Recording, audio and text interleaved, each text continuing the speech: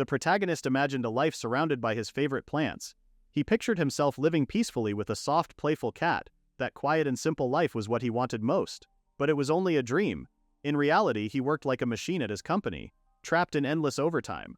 His break had ended 10 minutes earlier, yet he kept working. Energy drinks kept him going, even as his body grew tired. Later that night, he rode the last train home. He reminded himself to take care of his cacti and potted plants when he arrived. They needed his attention, and caring for them was one of the few things that made him happy. A train employee tried to wake him, saying the train had reached the final stop. Still, his thoughts stayed on his plants. The employee's voice felt loud and annoying. He only wanted to sleep a little longer and return to his peaceful dream. The employee grew frustrated and tried to wake him more forcefully. Then a boy suddenly opened his eyes. He found himself sitting in a carriage, feeling dazed. It had been a long time since he last saw that dream. The female carriage driver had been the one waking him. She had been calling him the young master from the capital. The boy Rito Ricardo, who was 19, asked what had happened. The driver apologized for waking him and asked him to look ahead. A giant tree had fallen across the road, blocking their path. A river ran along the right side while a cliff stood on the left. Passing through would not be easy. The driver looked troubled, but Rito was amazed by the tree's size. She suggested turning back and taking another route. That would delay their trip by 5 days, and she asked if he would be all right with that. Rito thought the delay did not seem so bad. It felt like a common event during travel. But the driver seemed worried. He wondered why. She explained that she was delivering something from the imperial capital and had to complete it within 2 days. If she failed, her pay would be reduced and her workload would increase. The pressure overwhelmed her. Rito turned toward the fallen tree and walked closer. The driver tried to stop him, but he told her to stay back because it could be dangerous. He placed his hand on the massive trunk and told it to move. With a single word and a light touch, the tree began to shift. In his previous life, Rito had died on a train. He believed it was caused by overwork after staying awake for 3 straight nights. After that, he was reborn in a world called Harmonia. When he reached the spring of his 16th year, he became known as a hero. The giant tree took the shape of a 4-legged beast. Rito told the driver to steer toward the nearby river. The tree moved forward and crashed into the water with a loud splash. Rito said that should fix the problem. The carriage girl stared in shock. She thought it was amazing. She tried to guess what kind of magic he used. She wondered if it was wind magic or mind control. Rito said it was a trade secret. He asked her to keep it quiet. She wondered if she could at least brag about it. Rito strongly refused. He said they should keep moving. She agreed and thanked him for clearing the road. As they continued their trip, Rito explained in his mind what he had done. He had used plant magic. He combined growth acceleration and life decay on the giant tree, and switched between them while moving it little by little. Plant mages were rare. In fact, he was the only one in the world. Standing out was dangerous for him. He had once been reborn in Harmonia. He had been given the title of hero as if it had been planned.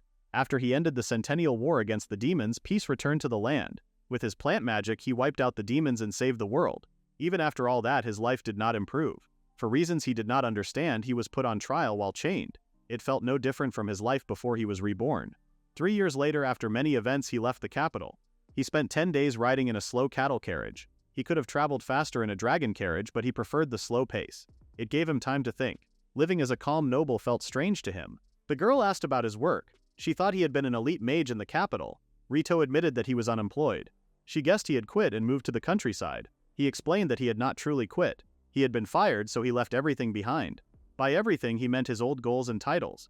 He once carried the weight of being a hero and a saint.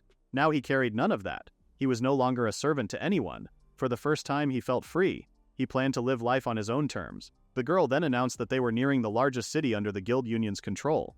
Over 100 guilds operated there. No one was bound to any nation or ruler. She believed his goals could come true in that place. Rito looked out the carriage window. He wondered if this city would truly give him the freedom he sought. At last, he arrived at the land of freedom, Gartland. Rito went straight to a pub and enjoyed a mug of beer. He felt very happy to finally drink it. In the capital, alcohol was banned until a person turned 20. This other world had strict rules. The food, however, was still the same as always. It tasted bad. Most dishes were either too salty or had no taste at all. Rito could not compare it to the wide variety of food from modern Japan. Harmonia was the world where he had been reincarnated 20 years ago. It was the largest of the 4 landmasses in that world. The continent had an hourglass shape, split into the north and the south. The Rassia Empire ruled the northern continent. The Guild Union governed the south as an autonomous region. Rito was currently in Gartland, the largest city under the Guild Union on the southern continent. The city looked very different from the capital. There had been no war here, so the buildings were well kept and pleasing to look at. The pub owner asked if the snacks suited his taste. Rito agreed that they matched well with beer. The owner seemed pleased. She also noticed right away that he looked like someone from the Empire. Rito wondered if he truly looked like an Imperial. She pointed out his refined manner and posture, saying that even the way he sat made the pub feel more elegant. Seeing that he looked young and charming, she wondered why someone like him had come to a place like this. Rito explained that he had come for his ambition. The owner found that interesting for someone his age and told him to take his time growing stronger there. Rito assumed the owner did not know who he really was, judging by how she treated him. Still, people kept guessing he came from the capital. Since arriving, he had quietly observed others and they all reacted the same way. They recognized he was from the Empire, but no one reacted to the name Rito. News about him being the hero had not reached the southern continent yet. No one there knew about hero Rito Ricardo. Rito had traveled all that way to live alone. He planned to buy wasteland far from any human settlement. There he would spend his time studying the plants and magic he loved. One day he hoped to fill that empty land with those plants. Living peacefully like that was his true ambition. In this place, that dream could become real. To everyone there, he was only an ordinary young man. If that was the case, he needed to buy land as soon as possible. He planned to approach it like completing a game. This time he believed he would finally gain true freedom. He raised a small bottle that held a single seed inside. When he went to the Land Management Bureau, an employee refused to sell him the land because he did not have enough money. The employee explained that the place Rito wanted to buy was far away from everything. Even an empty wasteland would not be that cheap. The employee also explained that the prices in Gartland were written in large gold coins. These coins were used only for big purchases like land, so it made sense that Rito did not know about them. One large gold coin was worth 10 regular gold coins. This meant that even if his leather pouch was full of gold coins, it still would not be enough. Rito was shocked by how expensive the land was. He had saved a lot of money during his time as a hero, but it still fell short. The realtor then asked if Rito belonged to a guild. Rito confirmed that he did not. The realtor explained that guild members could apply for loans, and not belonging to one made many things harder. They were in a region run by guilds after all. He suggested that joining a guild could help. Having a dream was fine, but being part of a group could help Rito earn money step by step and build a stable life. Rito refused. He did not want to belong to anything. The realtor assumed Rito was giving up. Instead, Rito declared that he would earn the money. He asked the realtor to prepare the land paperwork because he would return by lunch. If he waited too long, someone else might buy the land. The realtor tried to stop him, but Rito left anyway. The land was about a week away by slow carriage. It was a barren place where no one ever went, yet it was still called a great piece of land. On top of that, Rito only had 2 hours to gather the money. He wondered what he could do. He had not expected the price to be so high. He could not even accept quests without joining a guild. He decided he needed to make money through trade, something related to plants. The materials would be cheap, but the finished goods could sell for a high price. If he could secure a bulk order, he might manage it.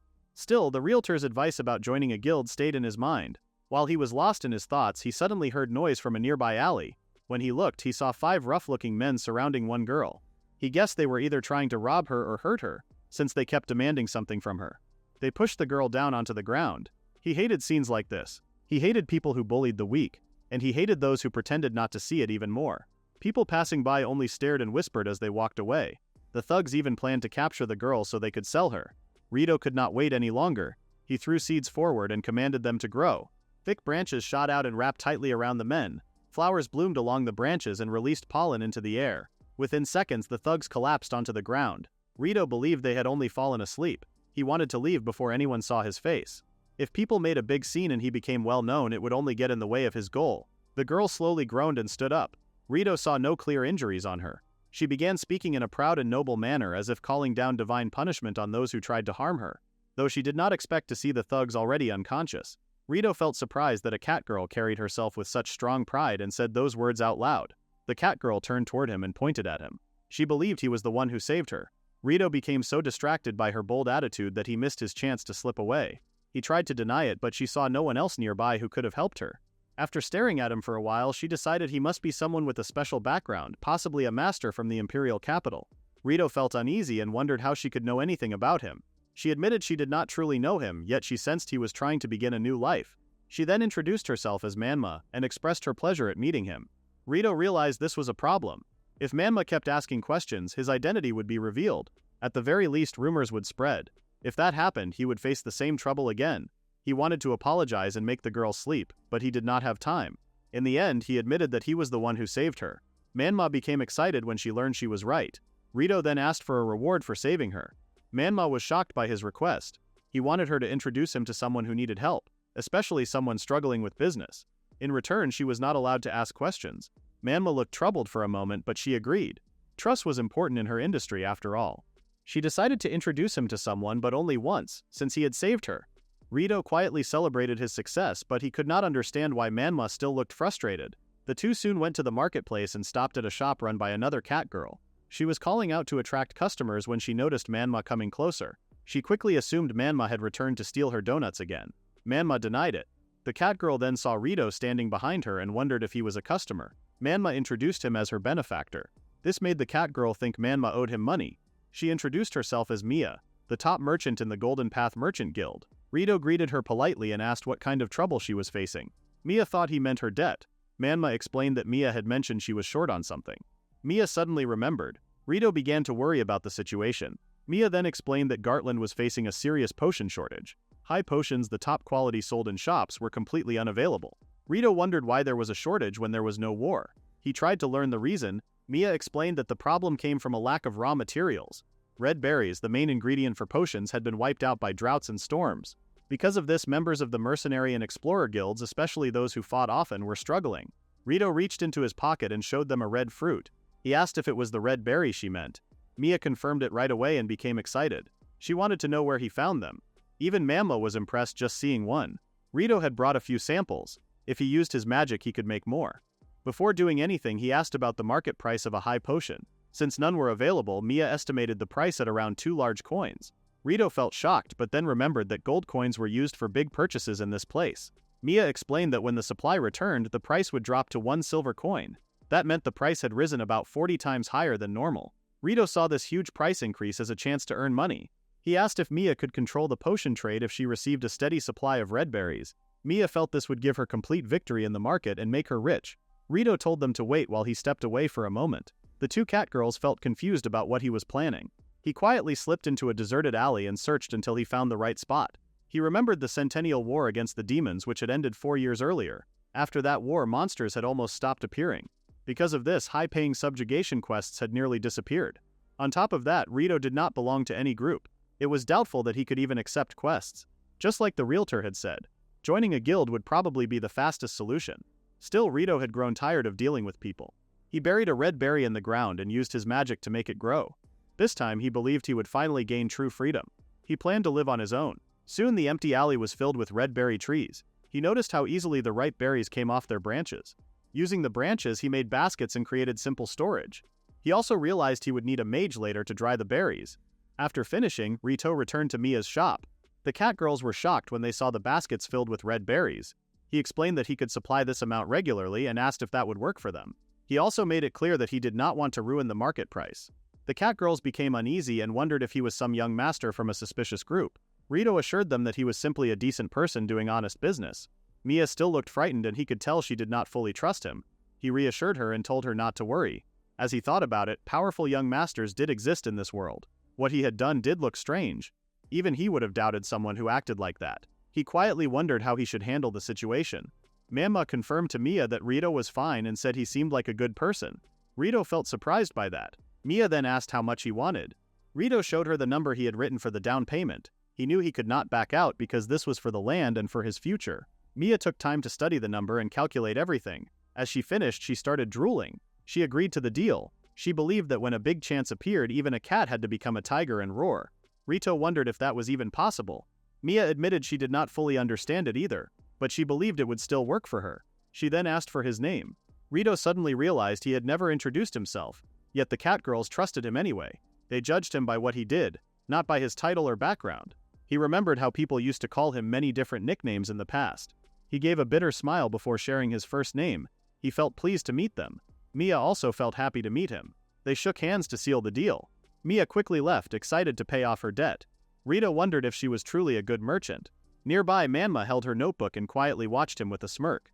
Rito then returned to the realtor's office and apologized for arriving during lunch break. The realtor appreciated the thought but felt tired of staying behind the reception desk all day like a machine. Rito understood how that felt and said he had come back with the money. He explained that he had earned more than he expected. He placed his original pouch on the table, then added the new ones he had just received. The realtor reacted with anger at first, saying that no amount of gold coins would be enough. Rito calmly said it would be enough. He opened the pouches and revealed a mithril coin. The realtor froze in shock. He could not believe that every leather pouch was filled with mithril coins. He became excited because these coins were extremely rare and made from valuable metal. They could be traded for nearly the same value in many countries. Even though he rarely saw them, 100 of them now sat right in front of him. Rito grew worried and covered his mouth, afraid they were drawing too much attention. The realtor leaned closer and whispered with excitement, saying that Rito had taken his first experience of seeing 100 mithril coins. Rito refused to accept that idea. The realtor apologized for his rude behavior and asked who Rito was. He guessed Rito might be a master mage or someone important. Rito said he was just unemployed. The realtor then asked for his name. Rito hesitated, knowing it might make him look suspicious, but he finally gave his full name. The realtor paused for a moment and then said he only needed it for the paperwork. Rito let out a small sigh. While filling out the papers, the realtor asked if Rito was sure about not joining a guild. Rito confirmed it. The realtor understood but thought it was a shame. He said he would finish the rest of the paperwork, and promised everything would be ready by sunset, asking Rito to come back then. Rito thanked him. By the end of it, the land in the middle of nowhere officially belonged to Rito. He held the land title in his hand and thought it was the best piece of land for him. Suddenly, the realtor suggested visiting the clothing guild store 2 doors down. He mentioned a flash sale starting in 30 seconds. Rito looked confused. The realtor suggested getting a new cloak, hinting that he understood Rito's reasons and gesturing to his own shoulders. Rito checked his back and noticed his cape still had the Imperial emblem. He realized that was why everyone knew he was from the Empire. The realtor seemed to ignore it, showing kindness. Rito felt grateful and promised to check out the store. Later that night, Rito went to the room he had rented. He took a bath and then sank into the bed. It had been a long journey and he finally had a real bed. His tiredness slowly disappeared. He was even surprised to find a shower. The day had been a success. He bought the perfect land, collected all the seeds and seedlings he needed, and even booked the cattle carriage for the next day. But now he was broke. Everyone had been kind to him since he arrived. Still, he could not join a guild. This time, he would be truly free. He would not make the same mistake again. When he turned 16 after becoming a hero and saving the Empire, he faced praise, flattery, jealousy, and temptation. The world had not changed at all from his previous life. Even though he had been reincarnated into another world, even though it was his second life, he could not handle everyone around him and finally reached his limit. He quit being a hero and became a court mage. Working at court, in other words as a civil servant, felt like a solid choice. Getting the job was easy because of his achievements as a hero. The people working there were the elite serving the Empire's highest institution. They might treat him like a normal colleague, but he had higher expectations. A few months passed, and people still said Rito had been hired through connections. No one knew what he thought, and they all found him strange. After all these years, Rito realized that being a court mage was also a tough and exploitative job. Much of the work had nothing to do with researching magic or plants. One day a colleague approached him and begged him to take on a task they believed only he could do. This led Rito to an archive that almost never opened. He was asked to clean the storage room. He was given a job that no one else wanted, and on top of that, it was overtime work. Surprisingly, he found it interesting. There were research notes left behind by ancient court mages. People had called them a pile of junk. Rito also found a book called The Legend of the World Tree. He was surprised this world had one too. A girl noticed him holding the book. As he flipped through the pages, Rito sensed something nearby. He saw a faint glow on top of a lone desk. He walked closer, drawn to it. He picked up a bottle containing a seed and could not take his eyes off it. Its color was silver with a soft blue light, and it took his breath away. He wondered what kind of seed it was. He had no idea since he had never seen it before. He felt excited to discover a new subject for research. Suddenly the door opened, and he was told not to move and to raise his hands. Rito felt confused.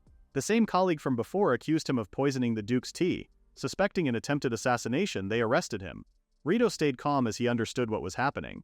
In the end, he was taken away and sentenced to permanent exile from the Empire. People shouted insults at him even though he had once saved the world. They demanded the death penalty.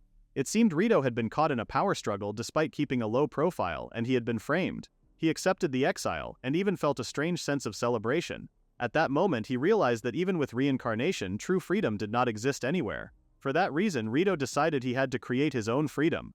A new morning came. Rito was prepared to leave. He looked in the mirror at his new clothes and wondered if they suited him. He rode the same slow carriage, and the carriage girl was shocked to hear he would live in that remote land. She described the place as like an island on land. Rito grew worried because the land he bought had many ominous names. He explained that was what made it good. It was flat, had a water source, and was a decent wasteland.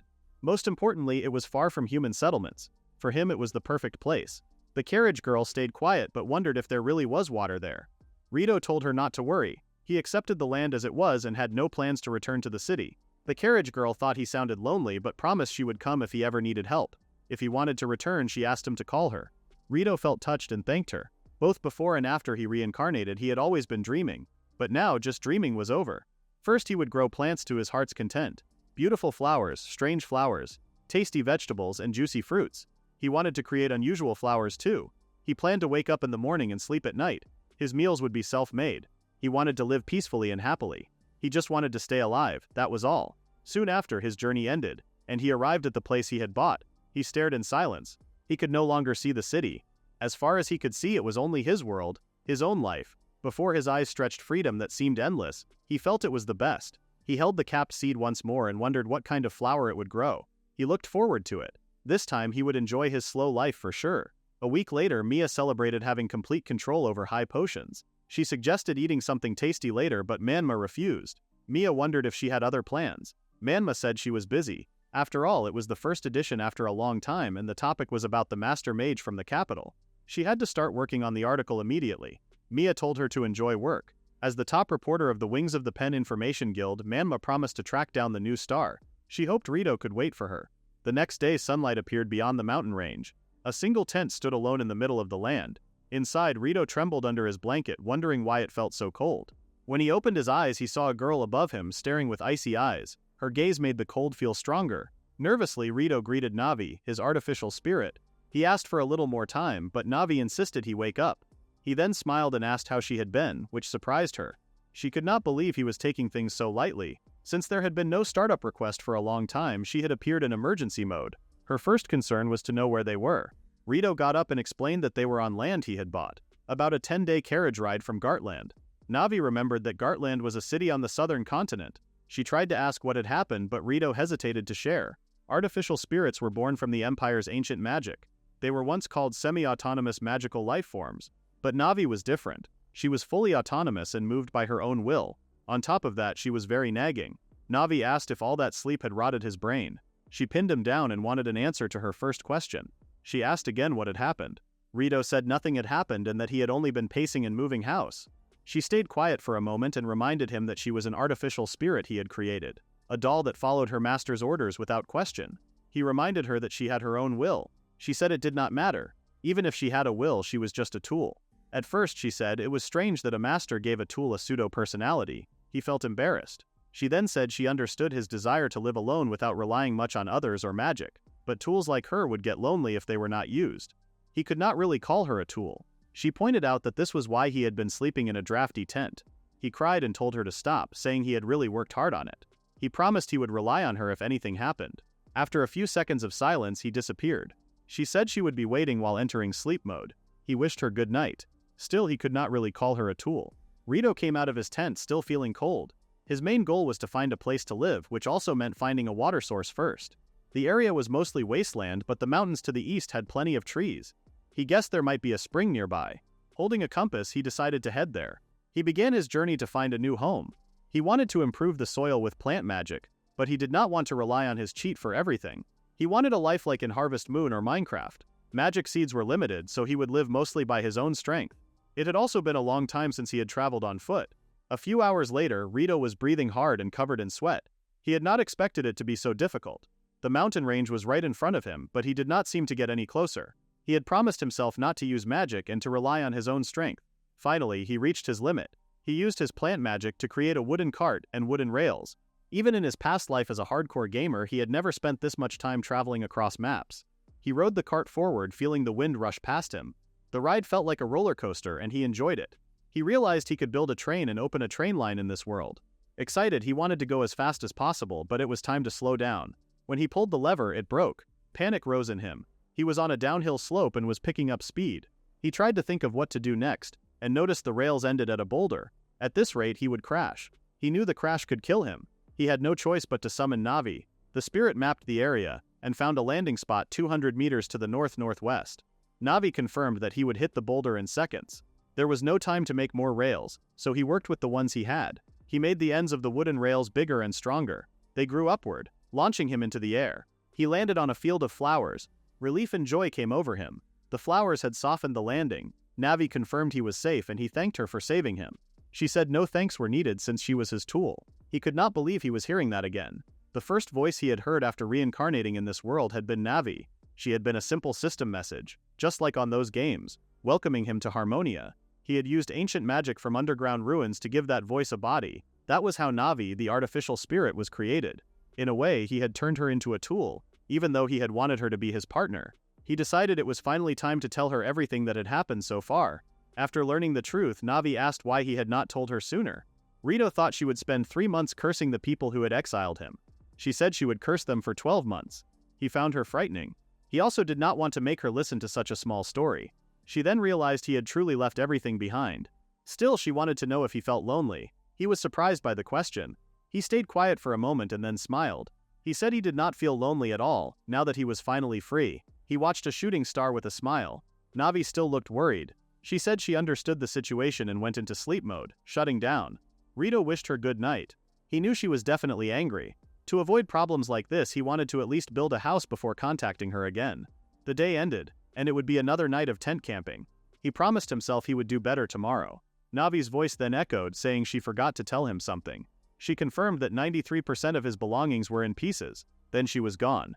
Rito screamed in disbelief. His tent was destroyed. He asked Navi to find a nearby place to stay, but she did not answer. Unbeknownst to him, someone was watching from a nearby boulder. Rito checked his belongings and saw that everything was ruined. Only a blanket, a staff, and the important seeds had survived. He understood how serious his situation was. Still, he decided to keep going and finish setting things up. He raised his staff and called for the plants to grow big and strong. Trees rose from the ground and changed shape. Apple trees appeared nearby. Within moments, a house stood before him with lampposts around it. This would be his home from that day on. He knew that water was one of the basic needs for living. He shaped a tree into a faucet, but only a few drops came out. Even the underground water was scarce. He realized the land was truly dry. He had traveled far, yet he had not found a single river. Navi's map only showed wasteland in every direction. He began to question the land he had bought. He had asked for flat ground, open space, and a water source. Now he wondered if the realtor had made a mistake. For now, the small amount of water he collected was clean. It took time to gather, but it was safe to drink. It would also be enough to grow the seeds. He felt relieved that the mysterious seed he brought from the palace archives was still safe. Before his exile, he had taken it, knowing it was valuable. He believed it was a tree seed, so he planned to grow it in a pot until it became a sapling. He used his plant magic to form a pot. He placed soil inside and made a small hole in the center. Feeling excited, he took the mysterious seed from its capsule and planted it carefully. He wondered what would grow from it. The thought filled him with hope. For now, he lightly moistened the soil. He would water it properly in the morning. It was still early, but after eating an apple for dinner, he felt ready to rest. As he walked into his house, someone stepped into his field. The next morning, Rito felt confused when he saw a plant tied to a wooden stick. He knew he had not planted it. It looked like a strange type of grass, maybe a berry plant. As he studied it, he felt someone nearby. He wondered why a person would be in a place like this. Then he saw a hand sticking out from behind a boulder. It was covered in dirt. Rito panicked. He thought it might be a ghost. He had always been scared of things like that. He forced himself to calm down. He reminded himself that this was his land and he had to protect it. He walked toward the boulder to face whoever was there. Behind it, he found a little girl. She was shaking and crying in fear. Rito was shocked. When he looked closer, he noticed flowers growing from her hair. They were not ornaments. They were real flowers. He called Navi and asked her to wake up. He needed her to check the girl. Navi activated and followed his request. She examined the girl and reported that she looked about 14 years old in human terms. Her race was flowerkin. Other details were left out because they were considered private. Rito had only read about flowerkin in books and heard rumors about them. He had never seen one before. He felt excited without meaning to. The girl became more frightened, and Navi told him that her caution level had risen. She pointed out that he was overwhelming the child. Flowerkin were said to live close to nature. They were known for taking care of plants better than anyone else. Rito could not believe one was standing right in front of him. He had many questions in his mind. He wanted to know her name. He wanted to know if others like her were nearby. He wanted to know why she planted something in his field without asking. But first he chose to check if she was safe and if she was in trouble. Navi explained that most people believed flowerkin could not understand human language. Rito noticed the girl was holding a springberry. It was sick. He realized that was why she planted it in his field. She must have been trying to save it. He asked again for her name. The girl repeated the word name. Rito placed his hand on his chest and said his own name slowly so she could understand. Navi told him it would not work. Then the girl began to speak. Small sounds came out at first. The flower in her hair bloomed a bit. She said her name was Frau. Rito felt relieved. He told her it was nice to meet her. He explained that he was a mage who focused on plants. He proudly told Navi that the flowerkin girl understood simple words. Navi asked if he planned to help the flowerkin child. Rito said she was not a threat to his goals. He believed he could fix the sick seedling. He promised that he would make it healthy again. Rito planted the wilted springberry in his field. He explained that the small plant had suffered from lack of water and iron. He sprinkled iron powder on the soil and gave it water. After that, he used his skill called plant healing. He focused and helped the plant recover using its own strength. The springberry's dry leaves slowly regained life. They became fresh and firm again. Frau watched in amazement. Rito had only supported the plant's natural healing ability. Then he noticed something else. The flower on Frau's head had fully bloomed. It looked beautiful and caught his attention. He wondered if it bloomed when she felt happy. It was a flower he had never seen before. Frau thanked him while stuttering. Rito felt surprised. She thanked him again, this time louder. Seeing him stand still, Navi asked if something was wrong. Rito said there was no plant problem he could not handle. He proudly showed the healed springberry. Frau leaned closer to him and kept thanking him. When he saw her rough and dirty hands, he realized something. He thought she must have been cornered. She had taken a big risk by asking a human to help plant a sick springberry. She must have searched for soil with even a little nutrition in that dry land for a long time. Navi then said that Frau's fondness for Rito had increased. Annoyed, Rito ordered her to hibernate. As she vanished, Vani reminded him of his goal. She was right. His goal was to live a fun life alone. Getting involved with others was not part of his plan. Frau was still a stranger. Even so, he felt her body tremble as she held on to him. He remembered that springberries had pink fruit and tasted like raspberries. Like other berries, they were used to make potions. Their healing effect on humans was weak and they only made sour juice. But that was when they were used on people. A springberry was meant to heal other plants. Rito gently hugged Frau. He wondered if she had been trying to save a sick flowerkin. Frau reacted in a way that showed he was right. The village of the flowerkin was hidden deep in the eastern mountains. The people there looked both sick and afraid. Their faces showed worry and their bodies looked weak. Rito went to Frau's house to learn more. He found out that the flowerkin had been drinking medicine made from springberry fruits for a long time. When he asked about it, Frau did not understand at first. So Rito explained his question slowly, using simple words. After that, she confirmed it. The water from the springberries worked like a potion. It healed plants, and it likely helped the villagers fight off sickness caused by their harsh environment. But the harvest had been poor since the year before last. The strong berries stopped growing well. Now even the seedlings withered as soon as they were planted. Frau confirmed that all of them had dried up and died. Without the springberry medicine, the flowerkin grew weaker. The elderly and children were the first to suffer. Soon people started dying. Frau could not stop it. She was the daughter of the village chief, and she had been running around trying her best to save everyone. Rito realized the situation was worse than he first thought. From what he learned, it almost never rained in that area. The mountains were full of plants, so groundwater likely flowed beneath the land. But the flowerkin had no way to bring it up. The soil also lacked iron and water. The biggest problem was the lack of water. Rito suggested planting the springberries in his own field instead. His land had groundwater and it was already sloped in a way that could help with irrigation. But Navi stopped him and asked him to think carefully. She questioned whether he planned to save this village too. Rito said yes. Navi warned him that his own land could wither. Even someone like him would struggle without water. She reminded him of his dream to live freely and alone. Helping the village could pull him away from that goal. She said he was about to repeat the same mistake he had made before, both in his past life and now. Rito believed he could handle it. He said he would manage things on his own. Navi did not reply after that and disappeared. For now, Rito planned to expand the underground waterways. He would make them wider and increase the amount of water he could pump up. After that, he would add iron to the soil. With his growth acceleration ability, he believed he could make the plants grow strong and healthy. He told Frau that the springberries would grow well in his field. She still wondered if he was certain. Even with magic, he did not have enough bentry grass seeds. Watering a large area and healing the land would also need many hands. He had to return to Gartland as soon as possible and gather help. He knew it would not be easy. At that moment, Frau stood outside the house. Rito watched her through the window. He saw her speak to the other flowerkin. She bowed to them and asked for their help. Soon all the flowerkin who were still healthy and able to move gathered together. Rito knew he was an outsider. He was not even the same race as them. Even so, the flowerkin trusted him.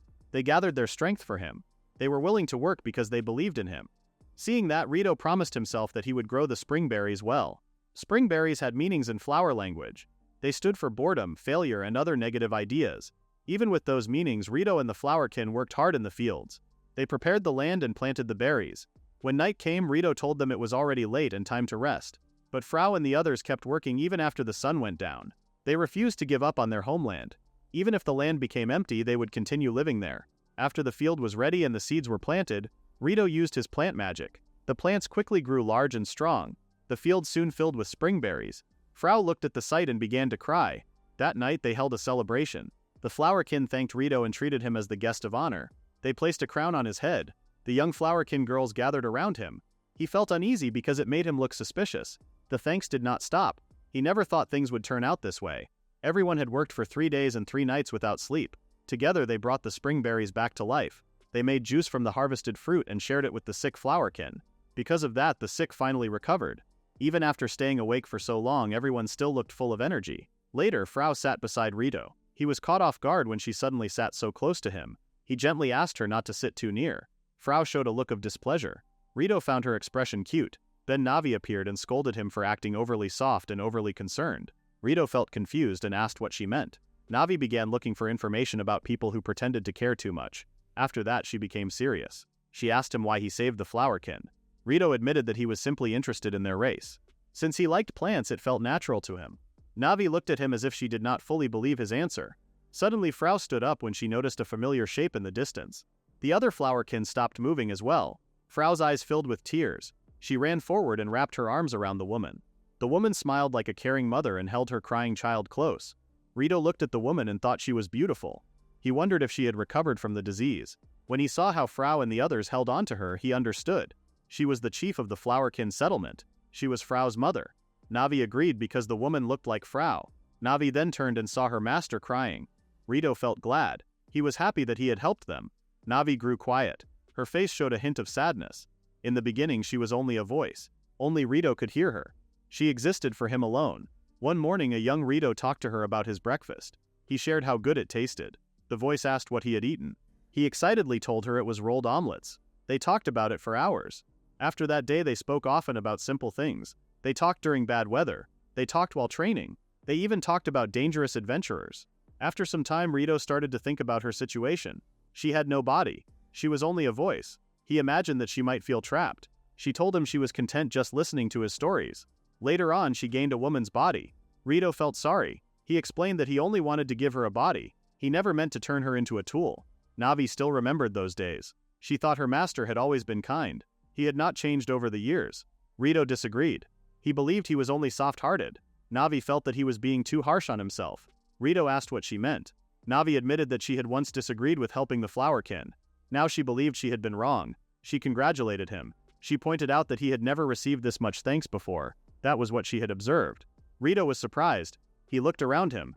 The Flowerkin enjoyed the night. They looked healthy. Many were reunited with family. Frau and her mother cried as they held each other. Rito felt warmth in his chest. He admitted that Navi might be right. Still, Navi reminded him that he often carried every burden alone. She wanted him to rely on her too. She wished for him to walk his own path and enjoy life fully this time. Rito felt shocked. Navi usually showed little emotion. At that moment, he thought he saw a faint smile on her face. He told her she was being honest today. Navi lowered her head. She felt that he was too much in many ways. When he saw her blush, Rito realized she could feel shy as well. She looked at him sharply. Rito laughed and apologized for teasing her. Rito wanted to live a quiet life on that land. He did not want to depend on anyone. He planned to stay alone and avoid getting close to others. But the people he met after coming to Gartland felt different from those in his past. They did not treat him with fear or distance. Frau stood out the most. She pulled him into their celebration without hesitation. In his previous life, drinking parties had always tired him. He was not comfortable with loud group energy like in sports clubs. Being too close to people made him uneasy. Still, this time felt different. Celebrating with the Flowerkin did not feel bad. It felt warm and simple. Frau held a thick book in her arms. Her mother stood behind her with a proud look. Frau asked for Rito's name again. He replied that his name was Rito. Frau shook her head and her mother smiled and nodded. Rito then realized he had been rude. He had only given his first name, so he told them his full name, Rito Ricardo. When Frau heard it, she started calling him Lord. She explained that the ones working in the fields were them, the Flowerkin. Rito asked her not to call him that, but then he understood something more important. Frau was asking if they could continue working on his fields. At that same time in Gartland, an article was published and spread across town. It was written by the cat girl Manma. Mia read the article. It talked about a mysterious mage, but she knew it was about Ryoto. Manma told her not to say it out loud. A woman walked by and picked up a copy. She read that the mage could control plants. A satisfied look appeared on her face. She had finally found Lord Ryoto. She crushed the paper in excitement. She declared that Shia Deko would bring Lord Ryoto back to the imperial capital. Ryoto had quit being a hero and a court mage. He left everything behind and moved to a remote wasteland. He wanted a slow and quiet life where he could live at his own pace. But things did not turn out the way he planned. In his fields, the flower folk were already hard at work. They moved around the crops with care and focus. Rito wondered how his peaceful life had turned into this. Navi blamed him. She said he could never say no. Rito knew she was right. After seeing Frau's strong resolve, he felt he could not refuse her request. Still, there were good surprises. The harvest was better than he expected. They gathered 50 baskets of red berries for his business. They also prepared 50 baskets of spring berries for the flower folk's usual medicine. The flower folk truly loved plants. They even chose to take care of the fields on their own. Frau noticed Rito watching them. She waved at him. Rito waved back with a smile. Navi stared at him and said she was starting to understand his preferences. She warned him that it might cause him trouble one day. Rito did not understand what she meant. Then Navi sensed something. She warned him that intruders had entered the territory. A reptile rushed toward them. Navi grew tense, but Rito stayed calm. He said it was fine because they were his guests. Navi asked if they were friends. The flower folk looked worried. Rito explained that he owed those people from before. Soon a carriage pulled by lizard-like monsters came into view. Manma and Mia were riding on it. They called out to Rito with excitement. When they saw the baskets of red berries, they were shocked. Rito told them it was all thanks to the flower folk who lived nearby. Manma quickly began writing in her notebook. Mia did not fully understand the details, but she sensed a business chance. She asked Rito to sign an exclusive contract with her guild. She wanted it to stay between the two of them. Rito thought about it. With an exclusive deal, he would not need to search for buyers. It would also help keep his home hidden from others. He had even planned to ask for such a deal himself, so he felt thankful that Mia suggested it first. Still, it felt too easy. He told Mia that he had one condition. He wanted her to buy certain items from him first. If she agreed, then he would accept the contract. Mia agreed right away. Rito felt surprised because she had not even heard what the items were. Mia said it was fine. Her years of experience told her it would work out. Manma pointed out that Mia's habit of making quick promises had not changed. Rito then told Mia to decide after she had seen the items. He tried to retrieve the items, but Manma apologized as she stepped in and stopped him. She asked him to do that later because she wanted her turn to work first. Rito felt confused. He asked if they were not part of the same guild. Mia confirmed that they were. Manma then apologized for not introducing herself earlier. She proudly explained that she was a newspaper reporter. She was the top reporter of the information guild called Quill's Wing. Rito caught the article she tossed at him. She said she had written a proper report about his heroic actions from before, so he should feel grateful. Rito froze when he read the headline. Manma explained that she only told the public how the heroic Rito had saved her from villains. She said she did not mean any harm. For her sake as a heroine, she asked for his cooperation. Mia added that Quill's Wing was a major guild. With their help, Rito could become famous not only in Gartland but across the entire southern continent. Rito strongly refused the idea. If that happened, his dreams would end right there. He quickly asked Navi for help, but she refused. She explained that she had been in a shutdown state the whole time and knew nothing about what had happened in Gartland. Rito realized he had completely forgotten about that. Manma then leaned closer and teased him with her fluffy tail. She pushed him down to the ground and began to purr. She said it would be best for him to tell her everything about himself. Rito felt trapped. He could not resist the soft tail brushing against him. Manma kept teasing him and then asked who he really was. He almost revealed the truth. At that moment, Frau appeared with a cold look on her face. She called out to Rito in a sharp tone and asked if those people were his friends. Rito felt relieved that she had come. Manma and Mia were not truly his friends. They were more like business partners. Frau concluded they were friends and suggested holding a welcoming party. The flower folk quickly brought out drinks and food. The cat girls sniffed the air and immediately recognized their favorite drink. Rito realized it was Matatabi wine. He had not expected the flower folk to make something like that. Frau explained that it was something cats loved.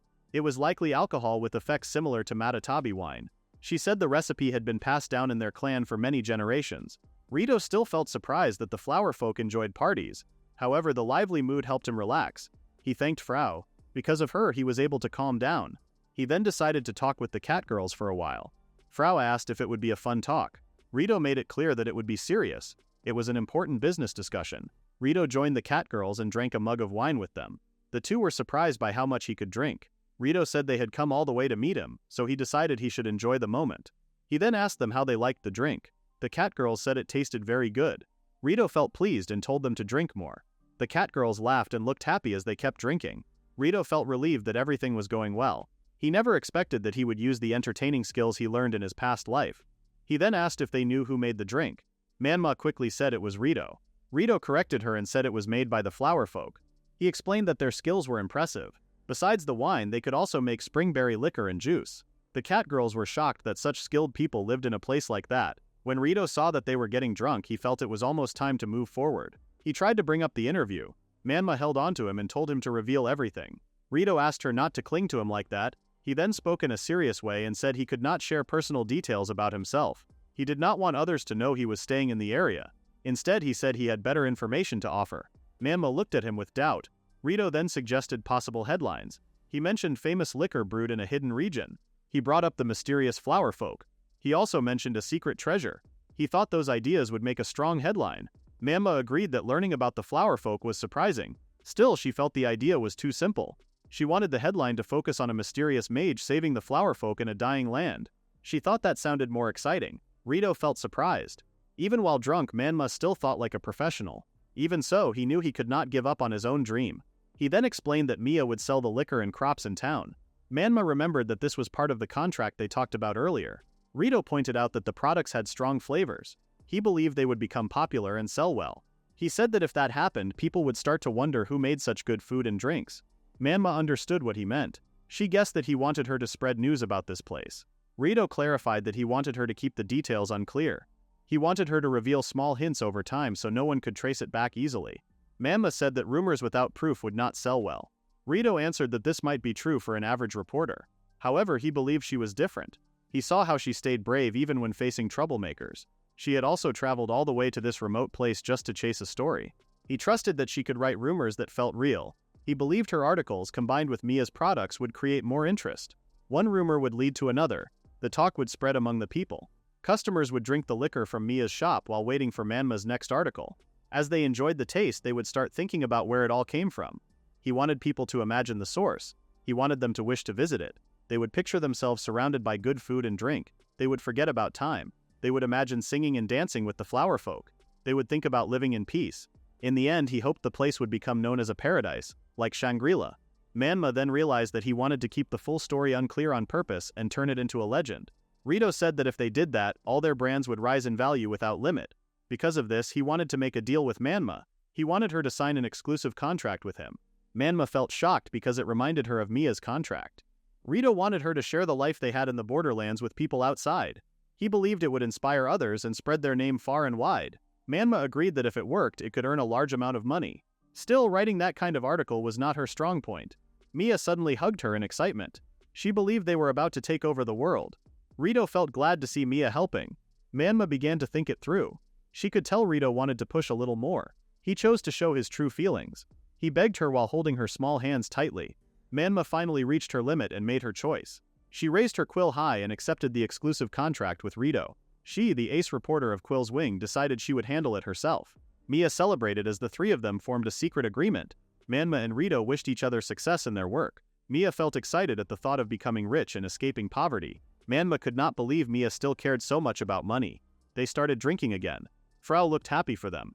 Navi looked upset because Rito did not call on her from the start to help him. For now, Rito managed to protect the peace of himself and his land. On top of that, he gained companions he could rely on. A month later, the cat girls returned to Rito with news about what had happened. They shared how much things had changed. Mia said their products had been selling fast, and she had been earning a lot of money. Manma looked tired. She had spent many days acting clueless in front of customers who kept asking about the flower folks. It had worn her out. Even so, she agreed with Mia. Working with Rito had ended their days of having no customers and no income. Rito felt proud of them. He saw their success as a win in the economic battle they had faced. They were slowly building their wealth, and that made him happy. He also felt relieved that they had kept his identity a secret. For Rito, this had been an important step. He had secured enough money to support his land. The base he needed was now stable. Navi congratulated her master. She suggested they do something together. Rito agreed. Since everyone was there, he decided they would celebrate. He planned to have a barbecue. When Frau heard that, she began to wonder what barbecue meant. Grills were brought out and placed in the yard. Manma was already drinking wine. Mia told her to share some. Frau helped set up the table and arranged everything they needed. Rito carried out a large piece of meat. Drool ran from his mouth as he stared at it. He had bought it straight from the butcher. An ice mage kept it cold during the trip through help from the transport guild called Rat's Formation. Because of that, the meat stayed fresh the whole way. Rito had also bought a deluxe barbecue set from Mia. He prepared homemade herb salt ahead of time. He made skewers from Benri grass and strengthened them with fire resistance magic. Once everything was ready, he sliced the meat into pieces. He placed them on the skewers and rubbed them with his herb salt. Then he grilled them with care. He set aside some meat without onion and garlic for Mia and Manma. The cat girls were shocked that he knew about their race's hidden weakness. Rito had not known it was a secret. He thought it was normal to prepare food that way. He also handed vegetable skewers to Frau and the flower folk. As always, he apologized to Navi because she could not eat with them. Navi said it was fine and told him not to worry. When everyone had their skewers, Rito told them to eat together. He took a bite of his meat. Suddenly, he covered his mouth. His body shook. Navi panicked at once. The cat girls quickly asked what was wrong. They feared the meat was spoiled or poisoned. After a moment, Rito lowered his hand. He said the meat tasted amazing. It was so good that it shocked him. Frau had already started crying, thinking something terrible had happened. The cat girls blamed Rito for scaring her. Navi told him he went too far with his reaction. Rito felt bad. He apologized and promised he would not react like that again. He also asked Frau to stop crying and told everyone the food was safe and delicious. After the banquet ended, the cat girls went to him with a request. They asked him, as the lord of the land, to give their home a name. It felt strange to live in a place that had no name. They needed something they could call it. Frau became excited and urged him to choose a name. Only then did he realize he had never thought about it before. Navi felt worried. She knew her master did not always choose good names. He wondered if naming it after the Benri grass would work. He thought about calling it Benri. Manma pushed him to decide already. Mia, Frau and Navi all looked at him, waiting for his answer. He looked around at the land they had built together. He remembered a girl from his past. Then he said the name Tugin. Frau smiled when she heard it. Mia and Manma said it sounded cool. Navi understood that it came from his home country and agreed it was not a bad choice. He felt relieved that they liked it. He never thought he would live like this. He was in a faraway wasteland, away from people and his old life. He grew plants with his own hands. He spent midday cooking barbecue. He lived together with many others. It was very different from the life he once imagined. From that day on, their land was called Tugin Village. 100 years ago, underground ruins appeared in the northern continent of the Romancian Empire. Soon after, many monsters rushed out from those ruins. The number of monsters kept growing and the empire was pushed into war. To stop the invasion, the southern continent built a huge wall across the narrow strip of land that connected it to the north. After the great monster outbreak, the only land bridge between the two continents was sealed and tightly controlled. Because of that, there were almost no monsters in the south. Yet somehow, a monster appeared in Ryoto's territory. It was a giant tiger monster. Navi noticed that something did not match what they had always believed. The north and south had been cut off for a long time. There should not have been any monsters in the southern continent. Ryoto realized that he might have trusted the Empire's information too easily. He asked Navi for the monster's number and rank. Navi confirmed it was number 1. It was at the intermediate rank, but it seemed close to advanced rank. The strength needed to fight a monster depended on how dangerous it was. Lower-class monsters could be handled by regular soldiers. Intermediate-class monsters needed a mage. Advanced-class monsters required a large force, including a group of mages. Navi asked if they should retreat. Rito refused. As he held a seed in his hand, he remembered how he used to fight special-class monsters alone back in the Empire. He wanted to end this quickly. But first, everyone had to be evacuated. The people who had fallen asleep after the banquet suddenly woke up. The cat girls saw the giant tiger and froze in shock. Their cries filled the air. The tiger took that as a signal to attack. Rito already knew it would move. The tiger let out a loud roar. Rito told Navi to evacuate the others. He did not want to scatter the seed onto the cultivated land, but there was no other choice. He released the seed. Combat specialized Benri grass burst out of the ground. It grew fast and shot upward with force. The sharp blades pierced through the tiger's body. However, at that moment, Frau told him to wait. The Benri grass almost stopped right before they could turn the tiger into a kebab. Rito felt confused. Frau then told everyone to move. Her mother gave the signal. The flower folk rushed toward the tiger. The monster tried to attack, but they dodged and struck back with good timing. Rito was shocked. He did not expect them to move with such teamwork. Then the flower folk drank something and spat it out at the tiger at the same time. The tiger began to wobble and drool. It tried to step forward, but it fell to the ground. Rito soon realized they had used Matatabi wine. They made the tiger drunk and defeated it without killing it. In the end, it was still a cat. He was surprised at how easily they stopped the monster. Navi suggested getting rid of it while they had the chance. Rito agreed. The Imperial way was the safest. If they left it alone, it might attack again. In the Empire, the basic rule for monsters was elimination. Before Rito could act, the flower folk lifted the large tiger. He wondered why they were taking it back to the eastern mountains after it had just attacked them. Frau explained that they were protecting their fields. The tiger usually chased away animals that ate their berries and crops. They gave it alcohol as thanks. Today it likely attacked because it smelled the meat. At that moment, Rito understood something. Coexistence was an option. He quietly watched as they carried the sleeping tiger away. Navi asked what was wrong. Rito said that the only answer he knew was elimination. because the monster tried to invade. He only understood how to stand alone. Navi reminded him that the village now depended on him as their chief. Hearing that, his expression softened. He agreed. Rito ran to help carry the tiger. He asked the others to help too. Manma hesitated, but Mia pushed her forward. Frau raised her hand and joined them. They had protected the village. It was time to celebrate again with drinks. Later in his room, Rito thought about who would handle each task.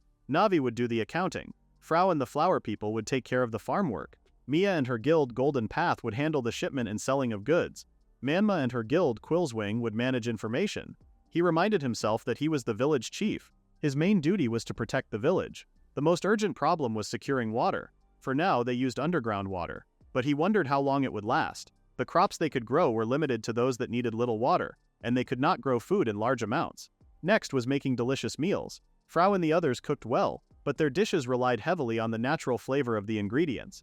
He did not feel confident in developing seasonings or improving cooking skills. Suddenly, he noticed something in the pot on his window. The mysterious seed had sprouted. He realized it was a monocotyledone. A soft light glowed from it, changing from blue to purple, then from red to orange. The colors shifted beautifully. Even seeing the magical glow, he still did not know what kind of plant it was. He touched the sprout and felt excited by how small and cute it looked. He looked forward to watching it grow. Navi watched him with a strange expression and called him creepy. The next morning, Frau woke up feeling excited. She greeted everyone and went to eat breakfast with her mother. After that, she got ready to go out. Her hair did not look good that day, but it was time to do field work. She would take care of the fields with Rito and the others. Seeing the healthy fruits made her happy. The others rested or made liquor and juice. Stomping on the berries felt fun, almost like dancing. Then came lunch. She made soup with turnips. It tasted especially good after a hard morning of work. After lunch, the flowerkin took a nap under the warm sun. It felt nice and gave them energy. Watching them, Ryoto guessed they were probably photosynthesizing. Navi reminded him not to get too excited. Hearing this made Frau curious. There were still many words she did not understand. At times like this, she needed to open her book. Ryoto looked at her book and realized it was a human dictionary. Frau said it was very important to her. Ryoto finally understood how Frau could read and understand human language, but he wondered where she got such a book. Frau said a kind person had given it to her a long time ago. Rito wondered what kind of person would visit such a remote place. Suddenly his face went pale. The book had his teacher's signature. His stomach tightened as he remembered the harsh days with his master. Navi watched him, sensing his pain. Frau asked him worriedly if he was okay. Rito thanked her and said he had just remembered something difficult. He expected this from his teacher. Not only did his teacher visit the flower village, but he also taught them human language. He found his teacher unpredictable. Yet talking to Frau, he also felt thankful for him. Frau thought for a moment. Before, life had been hard, scary, and sad, but now everyone was healthy and laughing, and Rito and his friends were there too. She said she was having a lot of fun now. Mia arrived by carriage. Rito said it had been a long time. He did not realize they were visiting that day. He asked where Manma was. Mia said Manma had not shown up on time, so they had left her behind. Rito found that strange. He thought she might have stayed up all night and overslept. He guessed she was taking the day off this time. At the same time, Manma seemed to be in a hurry. She kept apologizing to Rito, even though he was not nearby. She was not riding anything but was being carried by someone. It was the same girl from before who had been looking for Rito. She set her destination for Tugan village. Meanwhile, Rito and Mia planned how to improve their sales. Rito suggested putting illustrations on the berry wine bottles. Each flavor would have its own design. Mia thought that idea was smart because it would make their products stand out. She said she would talk to an artist from the art guild. Rito asked her to move forward with it. He felt it would be fun to use classic packaging ideas. At that moment, Navi apologized for bringing bad news. She reported that another intruder was coming. The person was moving toward them at high speed. Rito and Mia were shocked that someone else had appeared. Navi told them not to look at her as if it was her fault. She explained that the visitor was someone her master knew. Rito wondered who it could be. He felt tired of people showing up without warning. He looked ahead and his eyes widened. The visitor stopped, and a girl climbed down from a large lizard. Rito saw the imperial crest on her cape. He asked why someone from the Empire was here. Then he realized who she was. He was shocked to see Adel. He called her Your Highness without thinking. He also noticed Manma following behind her in silence. When Adel saw Rito, her face brightened. She ran toward him and hugged him. The hug was so strong that his bones made a loud cracking sound. Adel quickly apologized. Mia asked who the woman was. Manma began to cry and said she did not know anything. She apologized to Rito and claimed the imperial lady would not let her leave until she shared what she knew. Adel explained that she was not bullying Manma. She said she only heard that Manma had ties to an information guild. Rito let out a tired sigh. He then introduced her to everyone. She was Adelia La Romancia, the 6th princess of the Romancia Empire and the honorary captain of the 15th Imperial Knights. She was 19 years old. Adil asked Rito to call her Adil like he used to. Rito said it had been a long time. Mia whispered that the princess felt scary. Manma agreed that she was terrifying. Adil could not believe Rito was living in such a remote place. She said it was difficult to track him down. Frau came outside after hearing the noise. She was shocked when Adele told Rito to return to the capital right away. Adele declared that they would crush the people who had wronged him. She said she would personally deal with the court mages who had treated him badly. Rito was surprised by how quickly her mood turned intense. Adele claimed that power decided what was right. She said force was violence and violence was power. Rito told her to stop dressing up violence as philosophy. Adele looked proud after saying those words. Rito said he appreciated the concern, but he did not plan to return. He wanted to live a normal life in the countryside. Adele felt shocked when she heard that. She could not believe it. If he truly thought he was ordinary, then the world would be full of war gods. She saw how humble he was. Even during the war, he hid his face behind a mask. In the background, Manma felt happy after hearing something interesting. Rito told her to stop the embarrassing remarks. He said he already had enough of the capital. Adele said she understood, but she was already pulling out her sword. Rito realized she did not understand at all. Adele swung her sword and rushed toward him. She planned to drag him back to the capital by force. However, the fight ended in an instant. Rito bound her with vines right away. She looked defeated, yet she still held her pride. She expected that result from him. Rito wondered why she looked pleased even after losing. At that moment, Frau spoke up. Using the few human words she knew, she said fighting was bad. She offered to welcome Adel. Manma grew worried that Frau might anger a member of royalty. Adel made it clear she did not want to be welcomed because she only came to bring Rito back. Rito then had an idea and asked Adel for a small favor. Her ears lifted at once. He explained that they needed firewood for a party. A tiger had been seen in the woods, so he asked her to protect Frau. He told her to treat it like an escort mission. He warned her to watch out for things falling from trees or even the trees themselves.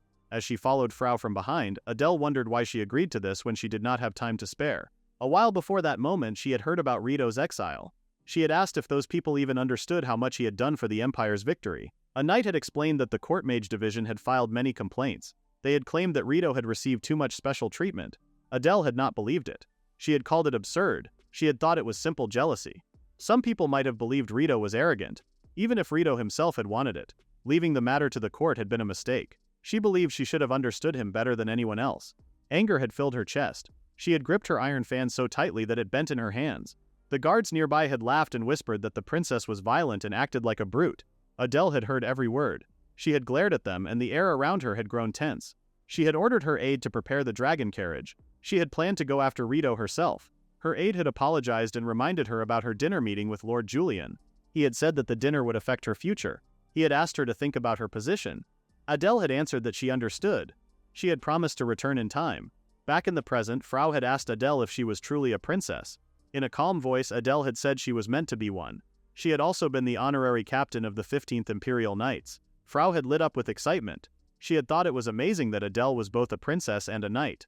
Her simple joy had softened Adele's face. Adele had said she was stronger than she looked, though not as strong as Riedo. Frau had been impressed and had asked if they were friends.